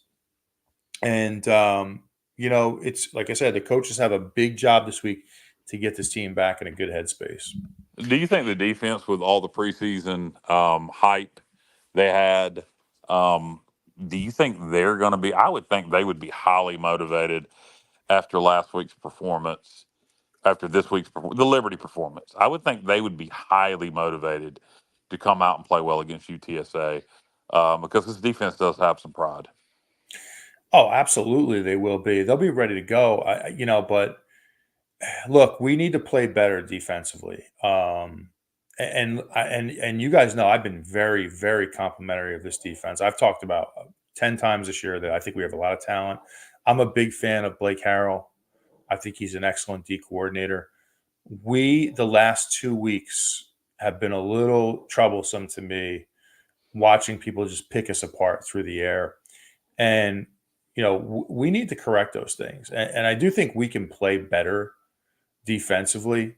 I really do. I think there's more there, for us. And the defense needs to be challenged this week, because when they watch that film last night, they're going to see a lot of, correctable mistakes, like kind of overrunning the quarterback a few times. Pursuit angles, I think, were a little off on Salter sometimes. And, they need to bounce back. I think they have more to offer than they showed last night. I agree. Last year, our worst defense performance arguably was against UTSA, but that was with Frank Harris, and it was also in the Dome in San Antonio. You look at UTSA this coming week, and it's a more traditional spread offense. Even though last year they put up probably more yards on us than anybody with Frank Harris, do you think it's an advantage to going back to playing a traditional spread offense versus the unique offenses we've seen the last 2 weeks? Well, I think that it definitely will be. I think last night we saw a quarterback who is dynamic with his feet, yeah, and can really improvise, and that killed us last night. Most quarterbacks last night, like the way we were bringing pressure, we would have been able to contain them. But what we saw last night from Salter, he's so dynamic with his feet. He can get outside the pocket and make plays, and then he can throw on the run. So I think, to your point this week, I don't think UTSA, hopefully I'm not jinxing it, but he'll come out like Randall Cunningham. But I don't think he's as dynamic with his feet. So a little bit more of a traditional quarterback this week, which I think will help our defense for sure. Yeah. And guys, I had one question for you guys, and for our men and women that are listening and watching tonight. I know it's early. How many of you have the confidence we're going to win this week? We're going to win UTSA. And Robert Dietrich's busted plays are an issue, which is kind of what he was talking about the Liberty quarterback making plays with his feet. You're asking the fans, Dave, everybody listening, Dave just asked the question of how confident are you that we're going to win this week? If you will, do it on a scale from 1 to 10. You just type it on the screen, 10 being the most confident, 1 being the least confident. On a scale from 1 to 10, how confident are you that East Carolina is going to win this week? 1 would mean you're not going to win. 1 would mean you definitely think we're not going to win. 10 would mean you definitely do. Somewhere in between, we can kind of figure it out from there. But on a scale from 1 to 10, how confident are you, to all our listeners, put it on the screen, that the Pirates will beat the Roadrunners this week? Robert's a 4. A 4. So that's kind of, almost through the middle. That would lean more towards he thinks we're going to lose. Yep. We got Norm chiming in. Norm is a 7. All So right. he feels like we're going to win over, going towards a 10. Pretty confident. Yeah. I'm about a 7 also, Norm. You're a 7. Doug is a 4. So Doug is, he thinks more likely we're going to lose, I guess. Brandon is a 4. Brandon's a 4. Another guy that thinks we're more likely going to lose. Philip is lukewarm at a 5. A 5, okay. He thinks it could go either way. Yes. Dennis is a 6. 6 thinks we're going to win. There we go. Dennis Barber, going to zoom in on this picture. No, that is not my cousin. I have a cousin, Dennis Barber, who's a professor at East Carolina. That is not him. But Dennis is a 6. Strawberry wine. Strawberry wine. Wow. Strawberry wine, 17. Hot July sun. Saw everything. Dana Carter there with a 2. Okay. Justin Butts, $9.99. So there you go. Justin Butts is almost a 10. Justin gonna bring that 18-wheeler and gonna run him over. Stevie's 6 since I'm the devil. 6. There you go. 666. That's a little over halfway there. He thinks we're gonna win. James Cutler, 4. A lot of 4s. A lot of people just barely think we're gonna lose. So we're gonna lose a close one. Yep. Alan Vick, 10. Alan Vick with the 10. Alan's he always says, positive. We will win this weekend. Write it down. Alan Vick's always positive. He's a very positive person. Nothing wrong with that. But I hope you're right, Alan. Vick, hearkening back to Steve Logan, write it. Write it. Well, Alan Vick worked with Steve Logan some back in the day. Yeah, we did. Let me ask you, what about you guys? Where Dave? What are you? Where are you? I'm exactly like Kyle. We actually, that's scary. We agree on something, but he's like a brother from a different mother. I said 7, and it was funny. He said 7, so I can see how we could lose games. We talked about it in the summertime and preseason that this was a 50-50 kind of season where we can win a lot of games, we can lose a lot of games. It's going to be coming up to obviously the team. How bad do you want to win it? So I'm a 7. I'm a 7, 6. We'll say 6.5. I'm between a 6 and a 7. Okay. I think we're going to win the game. You couldn't just give like a normal number, like 6 3/4, 6.5. That's a normal number to you? Come on. I'm between a 6 and a 7. I think I'm confident we're going to win it, but there's enough doubt in my mind that I wouldn't say I'm not to Alan Vick or to Justin Butts' point where I'm ready to say a 9 or a 10. So we'll say a solid 6 or a 7. We need this game. Matt, where are you? Where would you put your confidence level? I'll throw a few more up and then I'll tell you where I'm at because we got a few more. T.I. He's a 3. All right. Man, that's cold. Matt 9. Matt Renham with his 9. All right. Matt's feeling good, man. Matt's feeling confident. I like the confidence. Irving Bennett, a 5. All right, fair. Go either way. That's a push, right? Yeah. I'll say I'm a 4.75. 4.7. You just will go with a 5 and say you're in the middle. It could go either way. Yeah, and I'll tell you why. And it goes back like, hey, talk about like joke around. This is the show me state. We haven't won a home game in a while against an FBS team. I need to see it to believe it. It's like it feels good to talk about it. Talk is cheap though. You got to win games, and I until I see it happen, I got to go with what I've seen now for not only going back to last year, but also the first 4 games of this year. So I'll say 4.75, leaning towards a 5. Leaning. Now you talked about me not giving a normal number. I just did that to have a little fun with you. And you come up with a 4.75. It's also your 40 something. Justin, come on now. My 40 was a little bit faster than that. My 40 time, Bubba. but they actually measure my 40 time in Roman numerals. Oh my goodness.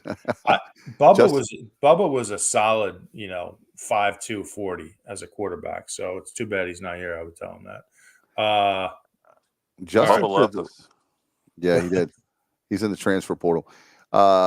James is saying just not confident. Mike Houston better dial up a lock the gate speech this week. Lock the gate. That was a great speech, James Madison. And what he better dial up is a good game plan. He can have all the speeches he wants. He better dial up a good game plan and so should his assistants. This is his must win. Charlotte's going to be even more must win. These next 2 games are as must win as it gets. And, we won't talk about it yet because I'm hoping we're not going to have to talk about it. And I genuinely believe we're going to win these next 2 games. So I hope it's not going to be a discussion we have to make. But, if we lose these next 2, the next conversation we have after the Charlotte game will be who's going to be the next head coach at East Carolina. Well, I'll tell you. Yeah. So we'll, start working on your coaching candidate list. But I personally genuinely believe Mike Houston, John Gilbert, if you're listening to this, I think we're going to win these next 2. I think we're going to get to 4-2 and have a chance to do something in the second half of the season. But it's got to start this weekend with San Antonio. And by the way, guys, if you look at the schedule, like we talked about, UTSA Charlotte, we have a bye week, and the game the next I'm concerned about is obviously Army. I think that's a very, very the reason I'm bringing this up, the reason why Kyle talks about these 2 games being important.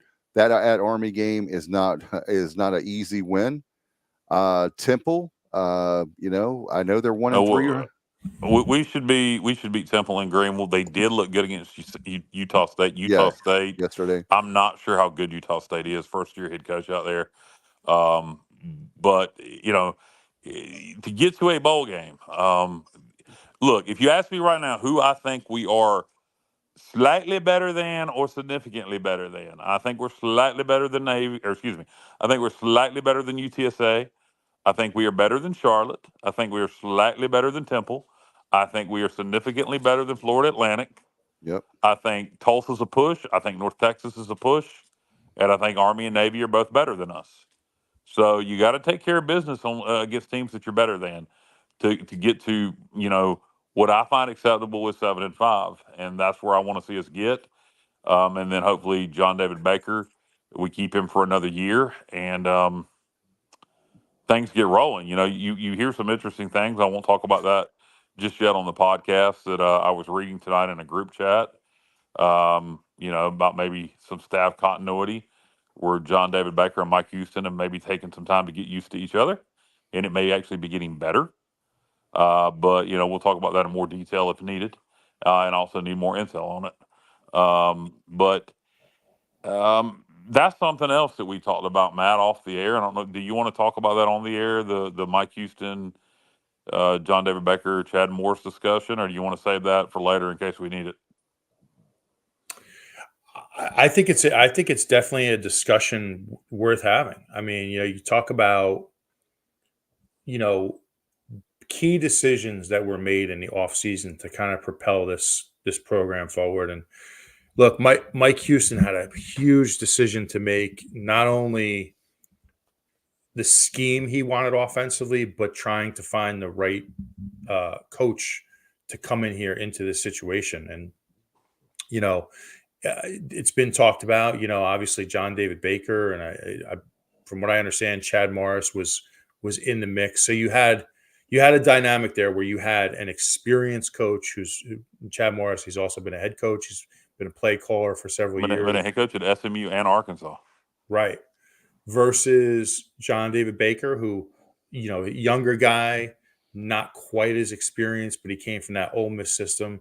And so that was a big decision for Mike Houston to make. And, he essentially, considering this is kind of a make or break year for him in year 6, he really put a lot of confidence in John David Baker to make that hire. And look, I'm not saying at all that that's not the right hire. I think it's too early it's way too early to make a definitive statement on that. All I'm saying is that was a big decision. And so far, it hasn't worked out the way offensively we anticipated, but maybe this week we'll take the next step forward. That's really all I can say about it. What are your thoughts on it? I think, well, it's two separate thoughts. I think Chad Morris would have been a safer hire. I think you know what you're getting with Chad Morris. I wonder if Mike Houston's a very, you talk about alpha male. Mike Houston is the definition. Reminds me of Coach Buzzcut. I thought Dave was the definition. Yeah, Dave's a different definition of an alpha male. But yeah, Coach Houston reminds me of Coach Buzzcut from Beavis and Butthead. Yeah. If somebody just busted out laughing because they hadn't thought of that, go look up Coach Buzzcut and you'll get it.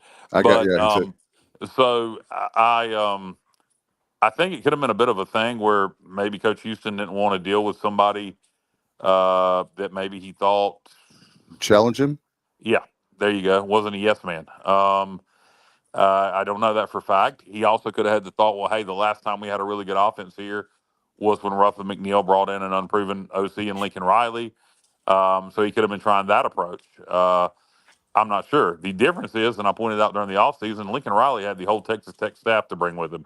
John David Baker didn't have that luxury. I think Chad Morris would have been a safer hire. It would have made a lot more sense. But I will say this. You talk about maybe this would be the week the offense clicks. I saw some things against Liberty. Again, red zone offense wasn't perfect. Again, there was some miscues, missed field goals, false starts, as you mentioned. But I'm seeing some. I do think Garcia is progressing, and I would not be surprised if this week we score over 30. I would not be surprised if we break 30 for the first time all season, with the exception of the Norfolk State game. I wouldn't be surprised if we break 30 this week. And I tell you what, Matt, you talk about all the time about the very fact of, it's like winning is a habit, losing is a habit. And when you look at this very thing, this team right now, I don't know how, being a former player, Matt, but it's like, do you like just draw a line in the sand? Let me ask you this. I know where I'm going with this. So you're a player, right? Let's say that you're a player right now with Mike Houston. You know what that locker room's like. Do you guys have a meeting, a players meeting where no coaches, the leaders of this team, do you guys like have a players meeting where you say, look, these false starts, like you mentioned, Matt, a couple times these false starts on 1st and goal, they can't happen anymore. You're going to lose your playing time. You're going to lose your spot. I mean, what does it take to get this team? It's not motivation. They're motivated. They're trying hard. It's not effort. Like under Montgomery, my God, they were giving up after the first quarter. If you remember that, it's not effort. It's a matter of, is it discipline? What is it that you see, Matt, from a player behind the scenes? How do you get these guys, the younger guys or whoever it is, to tighten up, as they say? Yeah, I mean, I like absolutely have a players only meeting. Absolutely, 1,000%. I wouldn't want the coaches can leave. Let them leave. Have a players only meeting. That type of leadership is what you have to have. Like all the great ECU teams had awesome leadership. I mean, just in my position room, like when I was at ECU, we had Morris Foreman. Mofo. We had the Hart twins. I mean, we had guys. Those guys were vocal, really vocal. And we held each other accountable, like we did in a professional way. We held each other accountable. You didn't want to make a mistake. You didn't want to be embarrassed in the film room. And trust me, you could be embarrassed in the film room if you did make a mistake. So absolutely, I think those things are great. Players need to have that. You need to have leadership. I'm not sure, just not being around, like in the locker room, I'm not sure who those leaders are, but it's really important to find at least one or two of those guys on each side of the ball. So, hopefully that those guys will come forward as the season, moves along. Usually it's your older. I would think Raji is one of them. I would think he's probably one of the more vocal guys. I'm not sure who it is defensively yet. I would think maybe Elijah Morris, he's an experienced guy. Garcia. Maybe Garcia. So yeah, absolutely. You mentioned the false starts on offense, Matt. Have you noticed? Are we having? Is it a different O lineman each time, or are we seeing the same O lineman repeatedly making these false starts? Last night it was the same old lineman twice, but I haven't seen him false start this year, at least off the top of my head. Do you think it could have been the lineman, the defensive lineman? Somebody doing something to make him jump early? Could be. It was hard to tell on TV, like whether it was just, what exactly it was. But it's been kind of spread around. You've seen it from a lot of the guys this year. But again, like those are things like if you're in the film room with your teammates, like you pull a teammate aside and be like, "Hey, listen," and you do it. Like I'm not saying you do it in an unprofessional way, but like, listen, we got to correct this mistake. It can't happen again. And that's where great leadership comes into play because it can't just come from the coaches. It really can't.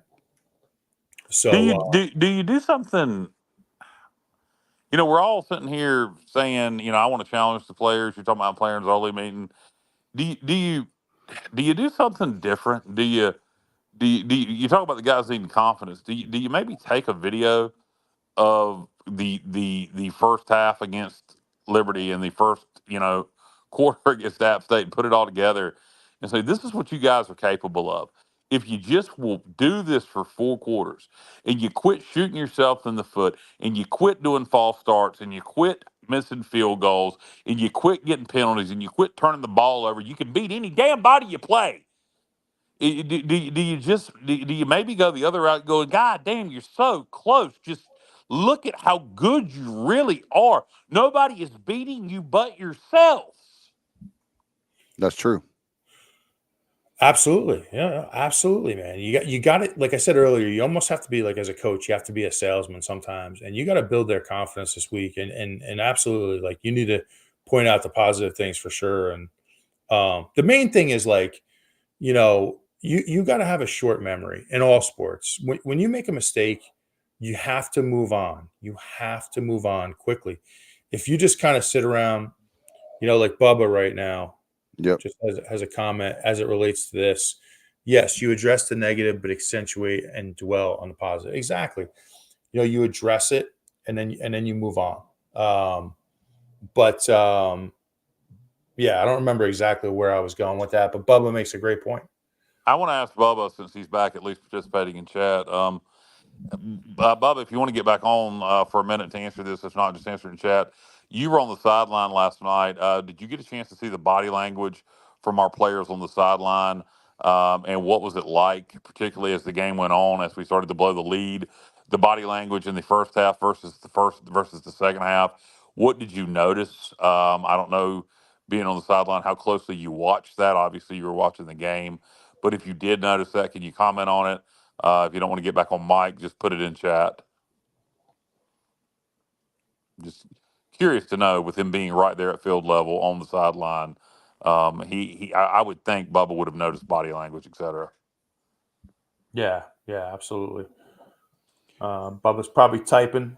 Yeah, no doubt. Yeah, no. In the meantime, though, Matt, is that something you could always pick up on from your teammates' body language? I looked at the beginning of that game and I thought we were going to start well. I thought we had a much better body language to us at the start of that game than Liberty did. Liberty looked like they didn't want to play that game at the beginning of it to me. All right, Justin says he can comment. There you go, Justin. He was inside the locker room, and I know he said earlier, he said the confidence he saw in the team, never give up. He was talking about that he feels confident. That's why he went with the 10.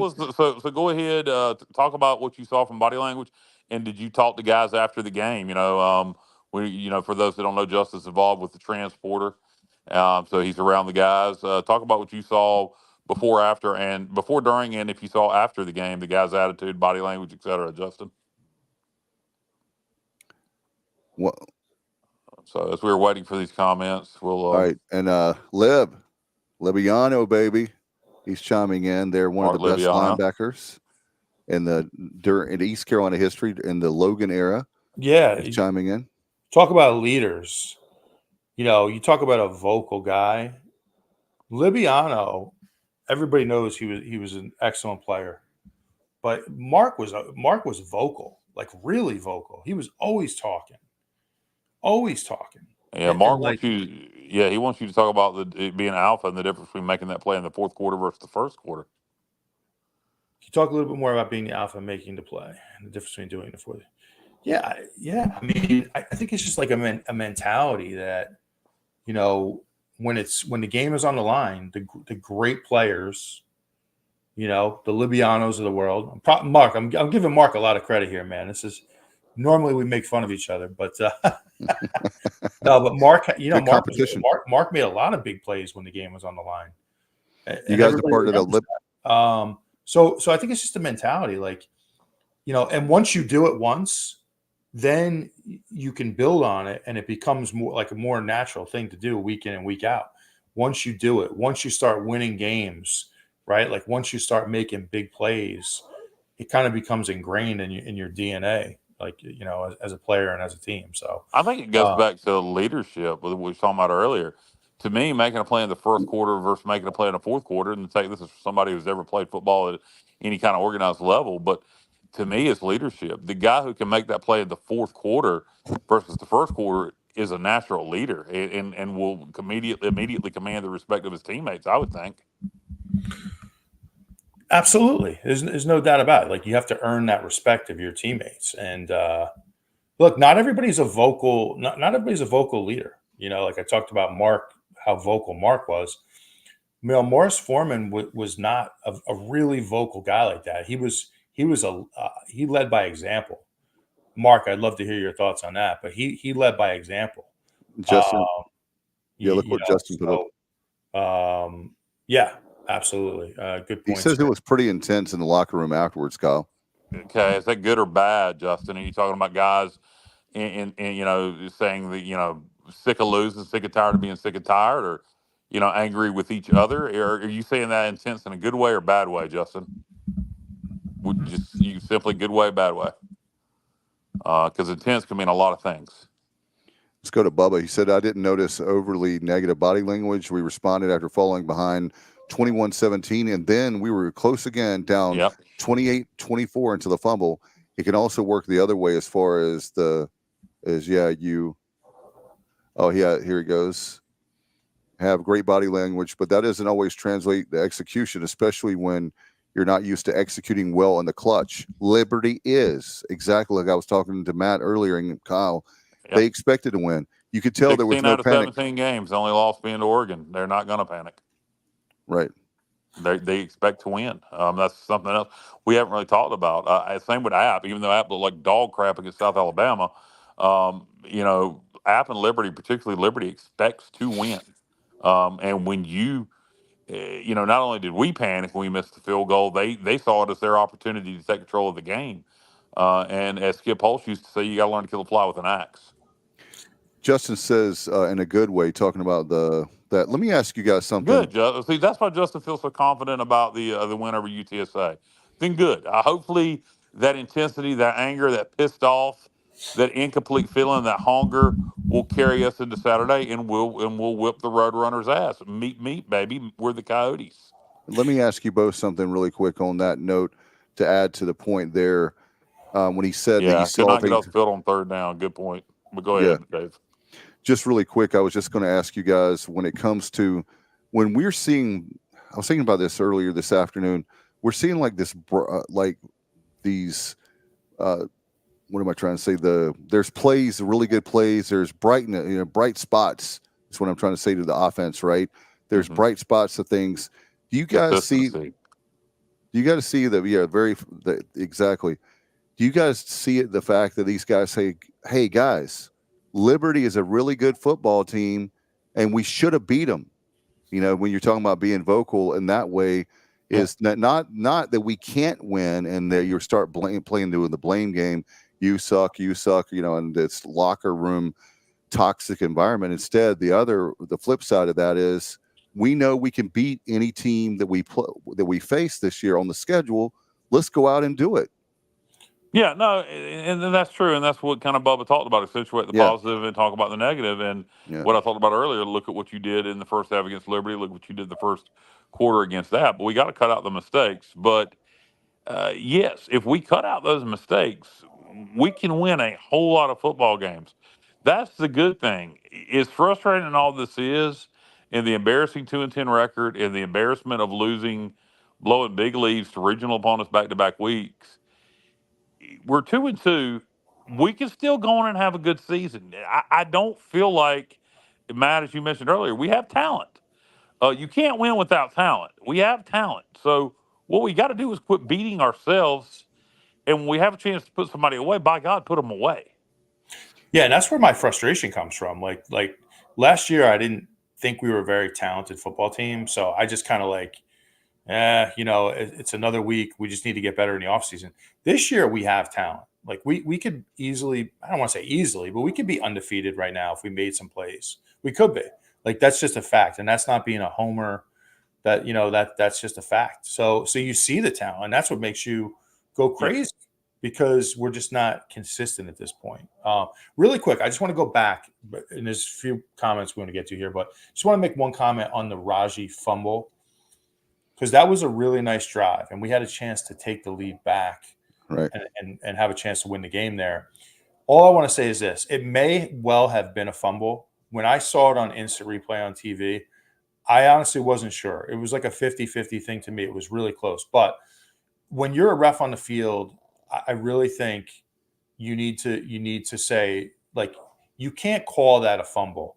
If you're not sure, don't call it a fumble. Let the review determine it. If the evidence is there to show that it's a fumble, then you can overturn it. 100%. Exactly. You have to lean towards the side of the knee is down, and we're going to review it. Because once you make that call, now the chance of overturning it is like almost nothing. So I just thought that was a mistake by the officials. Again, not being a homer, but I don't know. Were those Conference USA or American officials? Bubba would probably know that. Bubba says, or Justin says the knee was down. I don't know. I was a little. Maybe there's another angle. His knee was down. TV. It was really close. It was real, but Justin may have saw a different. It looked like his elbow was down. It was down, and then the ball came out. So it doesn't matter that the ball came out. He was already down before the ball came out. What was questionable about it, looking at it on TV, is the ball. If the ball was starting to come out before he was down, even though it wasn't completely out. But it was such a bang play. To me, you call him down, and then if you could see it on review that it's definitely out, you overturn the call. But I don't know. Robert says the same thing. He thought the elbow hit the ground. Down. Yes, exactly. And that's what caused the fumble.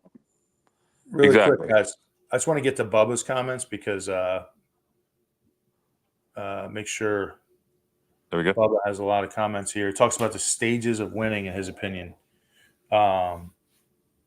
And I wish Bubba was here to kind of explain where he was going with this. But, learn how to lose close and seem to always make – so he's going through the stages of winning here. Yeah.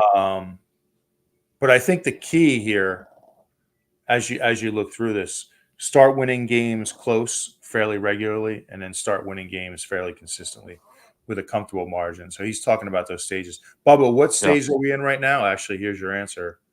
We're somewhere between stage 2 and 3 right now. Good point. Bubba sees us somewhere between stage 2 and 3. Learn how to lose close and seem to always not make plays late. And we got to get to that next stage of making plays and winning. Right. Yep. And look at this. Good point. To our credit, look, in an ODU we made the plays on defense to win that one late in the game. Look at this. Justin is an official, by the way, at the high school level. He said that he saw the NCAA video that ECU sent out to the officials, and he says that exactly what the NCAA said. Kyle, rule it down and then review.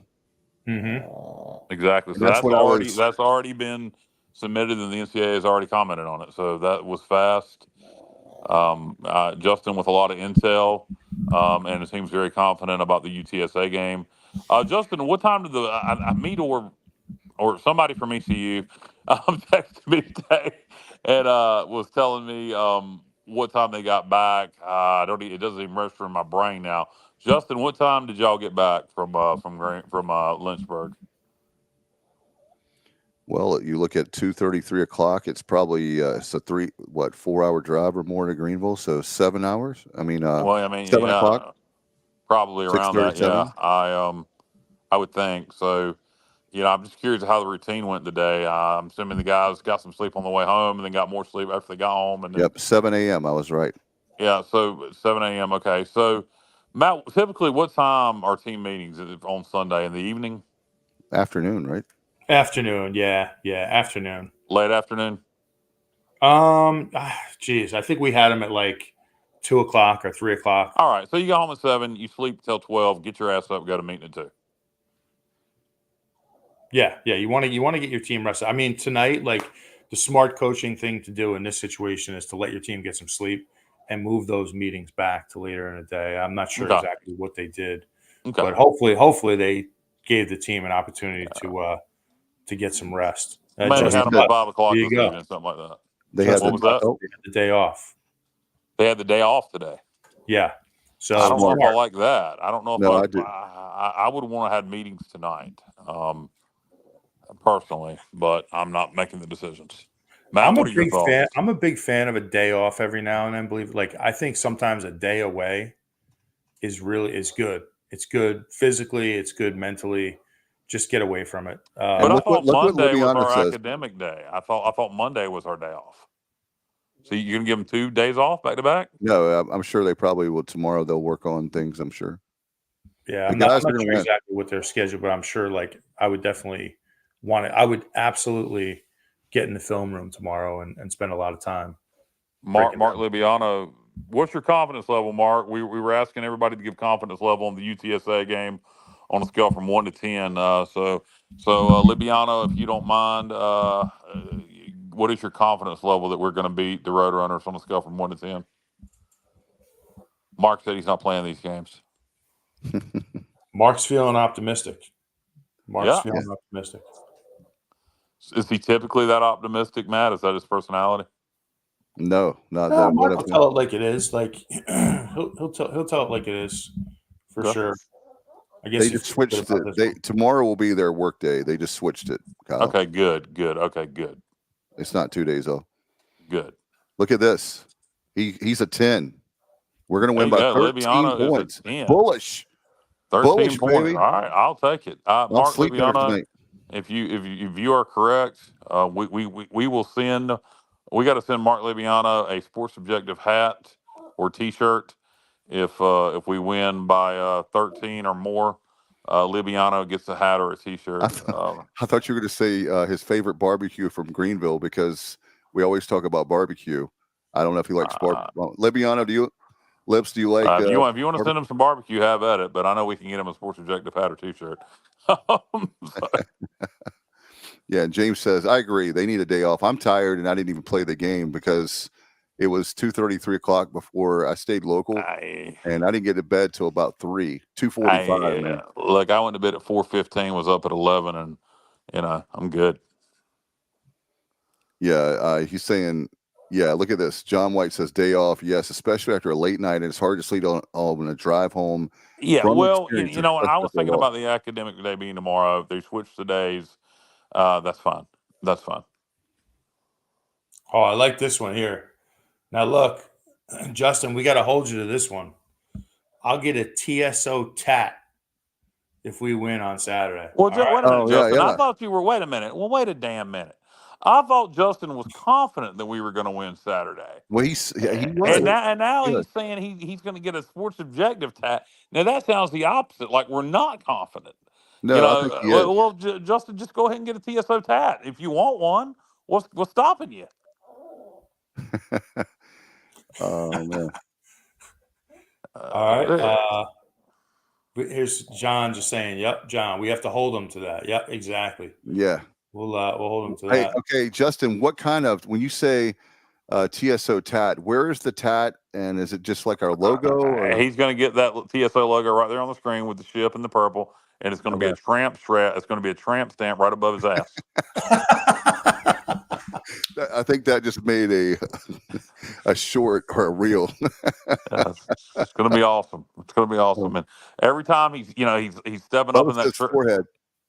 Every time he's stepping up in the truck and that T-shirt rises up just a little bit, above his butt crack, you're going to see that TSO shine. Oh my God! I think you should get a picture of Kyle's face. How about that for the tat? Oh my God! Right above the ass. Well, I'll tell you what. That's.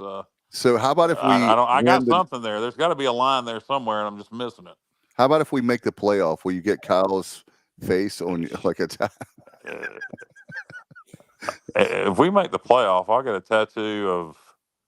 I won't even go there. But He said yes. He will get if we make the playoff, he'll get a tattoo of Kyle on his body. Well, you know what? Well, that's well, I think that's a safe bet that's not going to happen. So I think Justin has anything to worry about. Hey Matt, don't make those kind of bets because we ain't making the playoff this year. We already have 2 losses.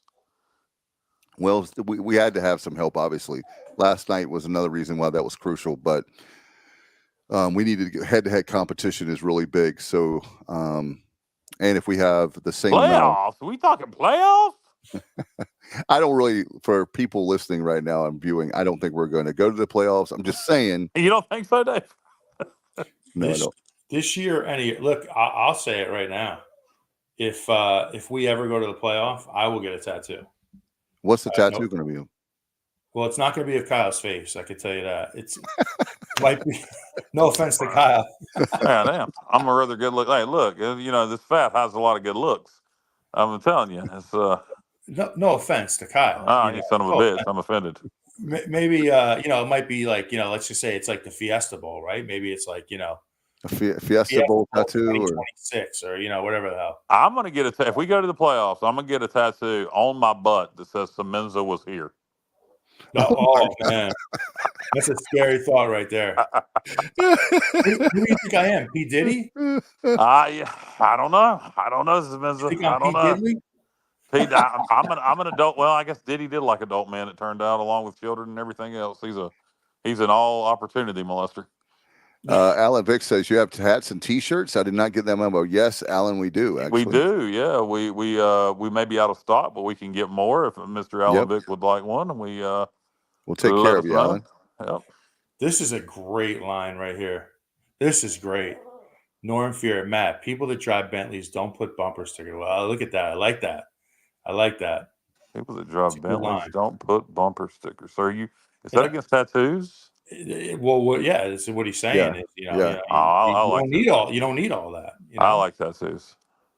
You like tattoos? Particularly on females, yes. Oh, okay. Yes. Do you have a tattoo? I do not. I'm not a female. I don't need to be attracted to myself. Well, you gotta love yourself, right? I love myself when there's no one else around. This is the part of the show where we start getting into some fun topics here. All right, what else we got? James Cutler, the diddler. Yeah, exactly. Yeah. We'll stay away from that topic tonight because that could be that's not who would have ever thought, you have the R. Kellys of the world, the P. Diddy's. Well, I think it's funny his name is P. Diddy. P. Diddy. And and then he turns out to be a P. Diddy-er.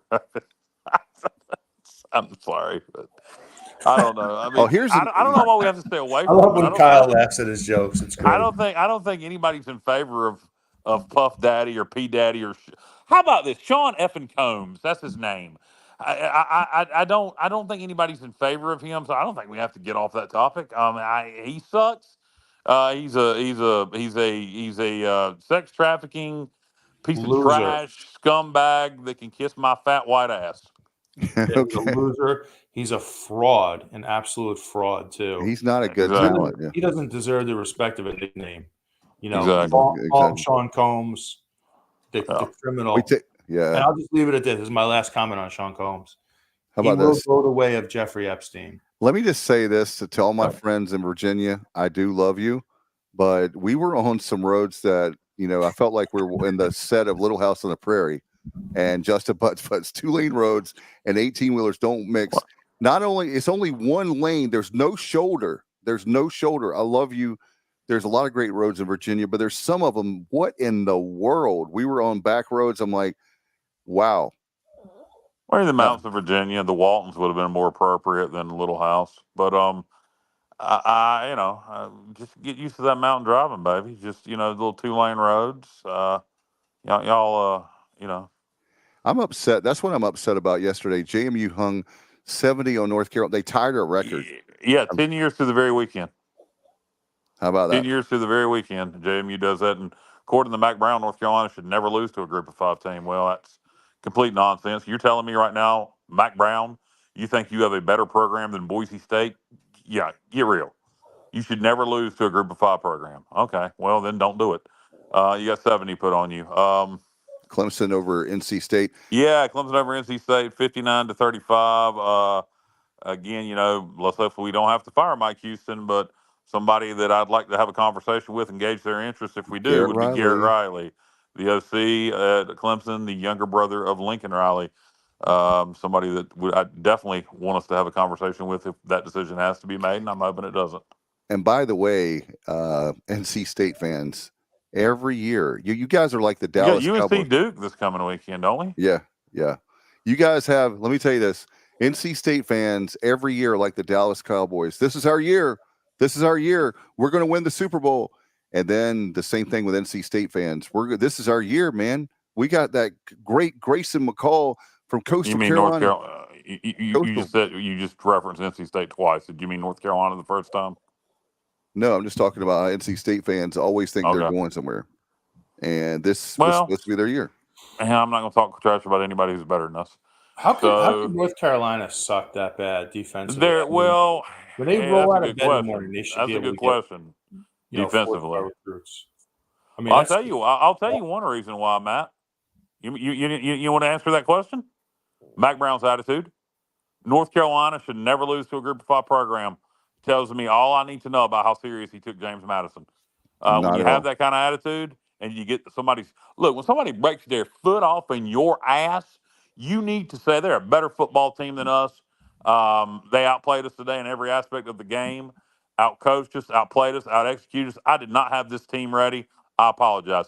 Sit there and say we should never lose to a Group of 5 team at North Carolina. That's exactly why you lost to them, you old idiot. Yeah, he came across as an elitist and just an arrogant, very arrogant guy, which I think he is anyway. That's exactly the problem with college football right now. And by the way, not for nothing, that's Mike Houston's role model. Oh, that's right. Is that right? Do we know that? Yes, sir.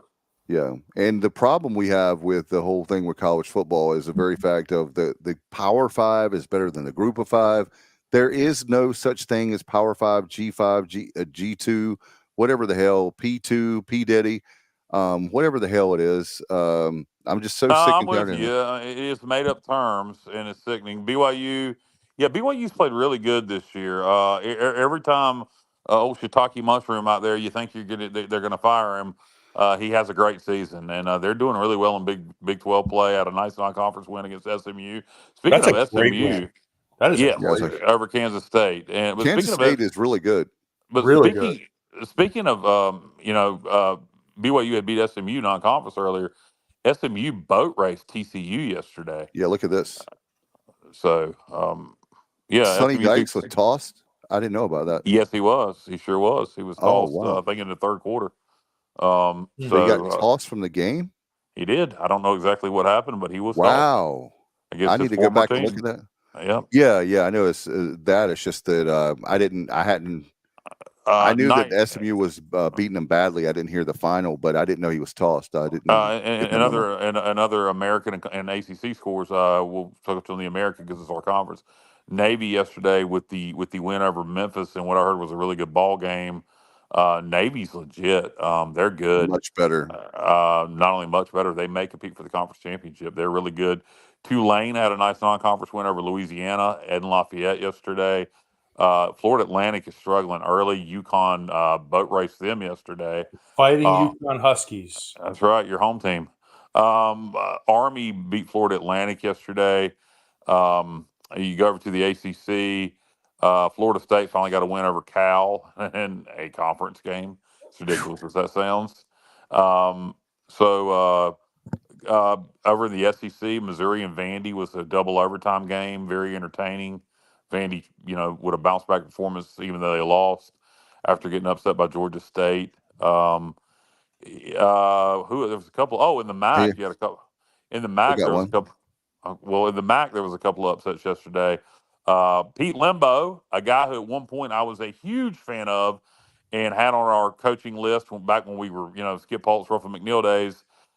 Pete got fired at Ball State after one bad season. Now has worked his way back up to being a head coach and is 3-1, I believe, at Buffalo right now, and just upset number 23 Northern Illinois yesterday. Also, another upset in the MAC, Toledo. Who did Toledo lose to, guys? Toledo lost to somebody.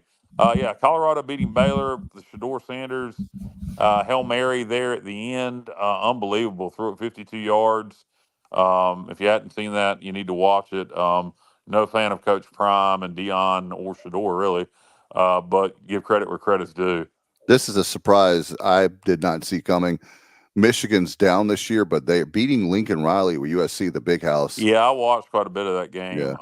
USC had that one, and Michigan had a late drive, really put it on the shoulders of their running back, and he got it done. I still think USC has a good chance to win the Big Ten. Western Kentucky beat Toledo. Yeah, that is a guy right there. Another guy, Western Kentucky's head coach. The Hilltoppers. Their head coach is oh God, his dad was the head coach at Houston. His brother's the head coach at Georgia Southern. Trey Helton. Trey Helton is a guy who's done a good job at Western Kentucky, and somebody again. If we have to fire Mike Houston, and I'm hoping we don't, and I don't think we will, because I think we're going to end up going at least 7-5. I really do. But he is somebody that we probably want to also give a phone call to. He's done a really nice job consistently winning at Western Kentucky, and that was a very nice win over Toledo yesterday. Texas A&M 26, Bowling Green 20. Yeah, Bowling Green played well. The MAC is showing out this year. No doubt. Guys, I had a question for you before we go. I know we've been going long tonight. Wanted to ask you about as far as we talked a little bit about it. We talked a lot about conference realignment, about the Pac-12 conference. Maybe possibly would you guys, I'm not betting the house on it, my kids or anything like that, but how do you feel about East Carolina and some of the teams going to the Pac, whatever it's going to be? Somebody from the American, multiple teams are going to go to the Pac-12. I don't think we'll be in that group unless we really start rolling off wins, because it's going to take us winning to get in. We don't have media market. My guess is what's going to happen with the Pac-12 is they're going to take some combinations of teams from the American. Memphis, Tulane, I think, are a shoe-in. I think UTSA is going to be on that short list. South Florida, I could see Army and Navy maybe being on the list also. From the Mountain West, I still think potentially UNLV, Air Force could still be more Mountain West teams to the Pac-12. Do they want to go 12? Do they want to go 14? You would think they would want to go more than 8 or 10. It depends on how many teams get taken from the American and from the Mountain West. I don't think we'll be in the mix for the Pac-12, unfortunately, just being real. But if we get left out at that point, I think there's a couple of things that can happen. One, I think the Sun Belt becomes a real option for us. Two, I think you could see the American and the Mountain West merge. Is there value there? I don't think there's a lot of value left in the Mountain West, particularly if they lose UNLV. I know the American is already reaching out to Air Force. So, I would think Liberty would be on the American expansion list if we lost some teams. But with all that said, would we be better off in the Sun Belt? Because I don't see us getting in the Pac-12. Yeah, Justin Butt says, I only say about conference realignment. Hold tight, guys. Justin, what do you know? Okay, now look here, you son of a bitch. Are you hearing something about the Pac-12? Just yes or no. Just give me I'm not going to ask you about the Sun Belt or anything else. Are you hearing anything about the Pac-12 in East Carolina? Yes or no? That's all I can say. No, that's some BS, Justin. Look, Justin, you live I'll tell in you what. Goldsboro. I'm just down the road. I will come to your house. I don't know where you live. I'll find it. I will come to your house, drag you out into the street, and beat on you until you give me the answer. Justin, call me after the show. You could tell me off air, and then I promise I won't repeat it next week on the show. Okay, that's good. But you'll tell me, me, right? There's zero chance, by the way. But hopefully Justin knows something. I mean, look. That's a big tease right there. Now, that could be one of two things. It could be one of three things. That we have no chance to get in? Is that what you're saying, Kyle? I have a feeling. No, it could be one of three. But if it's Pac-12, look, I just want to know from Justin: is it Pac-12? Yes or no? Or is it another conference? Or maybe the Mountain West American merger? I could see. We just got a text message. We can't repeat on the air. I'll tell you what's interesting to you guys. That's interesting. Matt, did you just get that text message? I did see that. And what's interesting to me, the thing that I really would, obviously, I think all of us would love, if something does go down with the ACC, right, where Florida State and Clemson get out and that conference breaks apart, I think there's a real possibility there to form, especially from ECU's perspective, a nice regional conference. Regional. Well, I think we have a better chance of getting in the Pac-12. You think so? Oh, I don't know about that. Yeah, man. Yeah, it depends on who's left in the ACC. It's all about the money. It's all about the money. Oh, so Justin, is this? I need to get my one of my apps back up. But is this we're going to the Sun Belt? Everybody got quiet. Everybody got quiet. We don't have any direct answers on that, Dave. The TV contract is terrible in the Sun Belt. Yeah. You mean financially? Yeah, it is. The TV contract is. You mean financially? $3 million. Yeah, it's. Oh, well, I'm about to say from an exposure standpoint, it's not. But from a financial standpoint, yes. But here's the thing, Matt. If we lose Memphis, Tulane, UTSA, Navy, Army, any combination of those schools, what kind of TV contract do you think the American's going to have? Agreed. No, I agree with that. We have to find those schools. Absolutely. 100%. American has to be aggressive, and we can't wait behind. And maybe that's what we're doing now. We got to start invite other schools that make sense, like the Air Forces of the world. Why not UNLV for us? To go after them. And maybe we can hold on to those teams. I don't know. They're not going unless the Pac-12 just isn't going to have the financial means with their TV deal that they think they're going to get, and they're not. Want to understand? They don't think they're going to get 20, 30 million. I think it's in the 11 to 15 million range they're shooting for, and we're not going to get any. We're not going to get UNLV or Air Force. Now, if Air Force isn't going to get an invite to the Pac-12, then yes, they would come to the American. A lot might happen between now and now, but what I've heard, nothing in stone, but I think we'll be better off. He said Sunbelt is a no. Sunbelt is a no. Wow. I thought that's where he was going. But interesting. Then that has to mean Pac-12. So I know that Norm doesn't like this conversation. Let me tell you something, Justin. I am not going to get excited yet, but if we get a Pac-12 logo on our jersey and field, and we're making $12 million a year or so from TV, $13 million. I'm not even. We'll see. All right, I'm not. I don't. Justin, you're a liar. Oh my god. Oh my god. Wait a minute. Hey, by the way, next week you're supposed to be on board with him on the Queen Anne's Revenge. I'm not going to Charlotte. Why not? I'm not going to Charlotte right on the damn. No, is Justin now? Justin says, I want to say Pac-12. I won't say. Is that W-O-N-T? I won't say. I won't. W-O-N-T, the contraction will not say. I won't say Pac-12. He won't say it. He won't deny it. Thing? Big 12, no, ACC. It's just he's using voice to text, maybe. Norm says, we will be okay. I promise. What does Norm know? Who's Norm? Is he anybody? Yes. Well, yes, he's somebody. Yes, he's somebody. He used to be on Cheers. Norm. Yeah. John loved the North Carolina game the other night. So, yeah, I appreciate John chiming in on that. No, he's saying He's talking about the city. He's talking about the city game we played with Matt the other night. Yeah, the city game. That John loved that. Okay. The enunciations. of the Yeah, you were cities. supposed to bring it tonight for Connecticut. Justin Butts, no yes. The preview. He said no yes. No yes. Justin's just speaking cryptic now. I think he's just messing with this point. Justin, we're going to we were at Liberty Light. We're going to Conference USA. What about this? What if the American? All right, Nobody makes cheese like the Americans. Go ahead. American and the conference, like an App State. You know, you bring in teams to the American like an App State, like we should have done last time.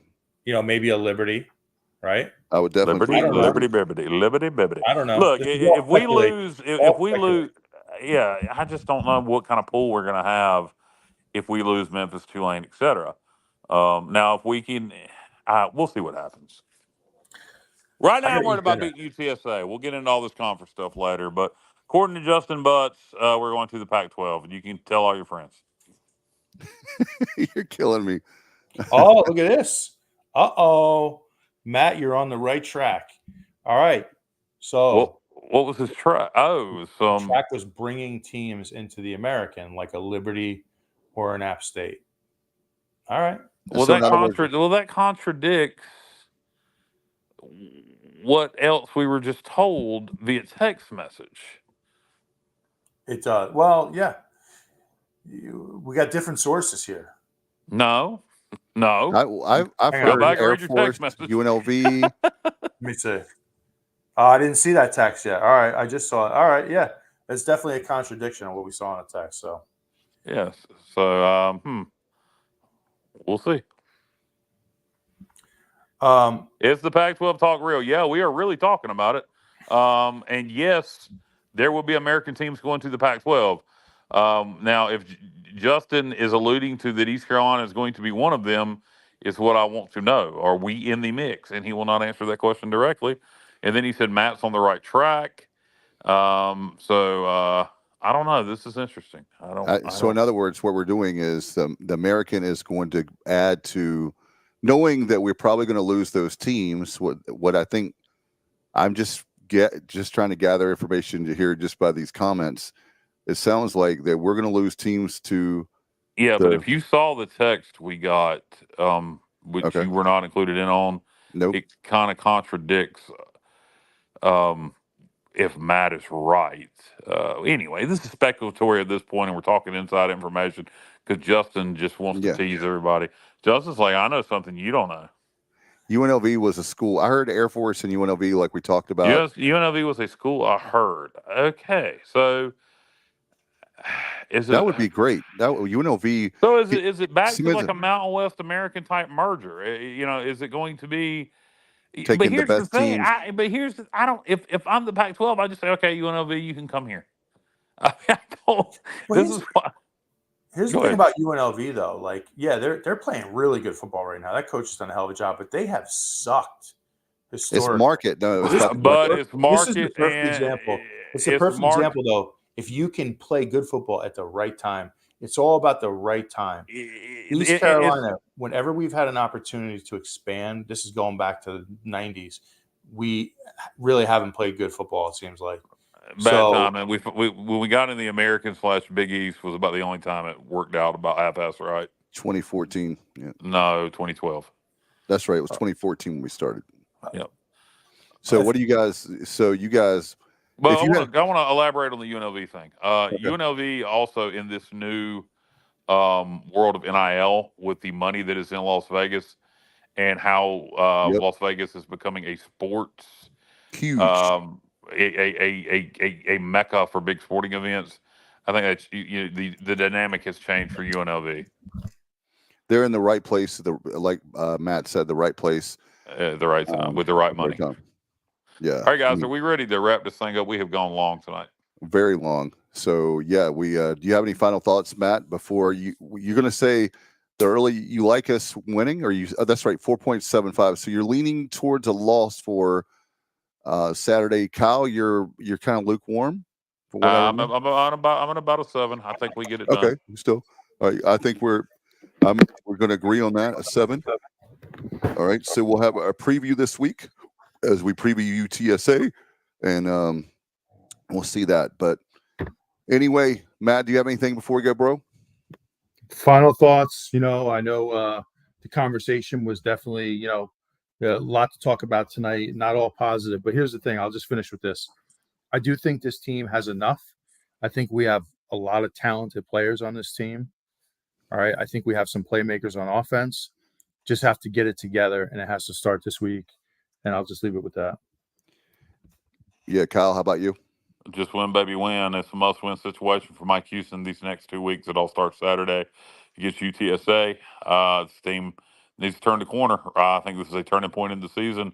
It can go one or two ways these next 2 weeks, and you get a win this Saturday. You carry some momentum into Charlotte, and then suddenly you're 4-2, and Pirate Nation's tune could change in a hurry. No doubt. I'm going to say we're going to definitely win. We'll win this week and next week. I'm going to put it down like I saved it for the show. Write it. Like Logan said, we're going to win both games, and we'll have the bye week, and then we have Army. But we got to get it done on Saturday. So we'll have our preview this week. We'll let you know. We'll promo that when that takes place. And guys, what a great show. Thanks to all our great viewers and listeners for all the great comments. Another huge night for us. So thank you for that. And for Justice calling in tonight from the Statesville area. Appreciate you very much. All right, Stevie, even though you sounded like Satan. Hey, Stevie, we love you. I don't know what in the world is going on there, but we appreciate you so much. And we're going to get out of here. Guys, talk just for 1 second, as we normally have Bubba helping me out in the background. So thank you so much for everybody tuning in tonight. We'll be back, like we said, and that'll be probably, we'll say, let's see, Tuesday. We'll do the Pirate preview. It'll be sometime between Tuesday and Thursday, depending on which night we can get it done. So just stay tuned. Stay tuned to social media, and we will let you know when we have the Pirate preview up and out. All right. Until next time, as always, have a great night, everybody, and go Pirates.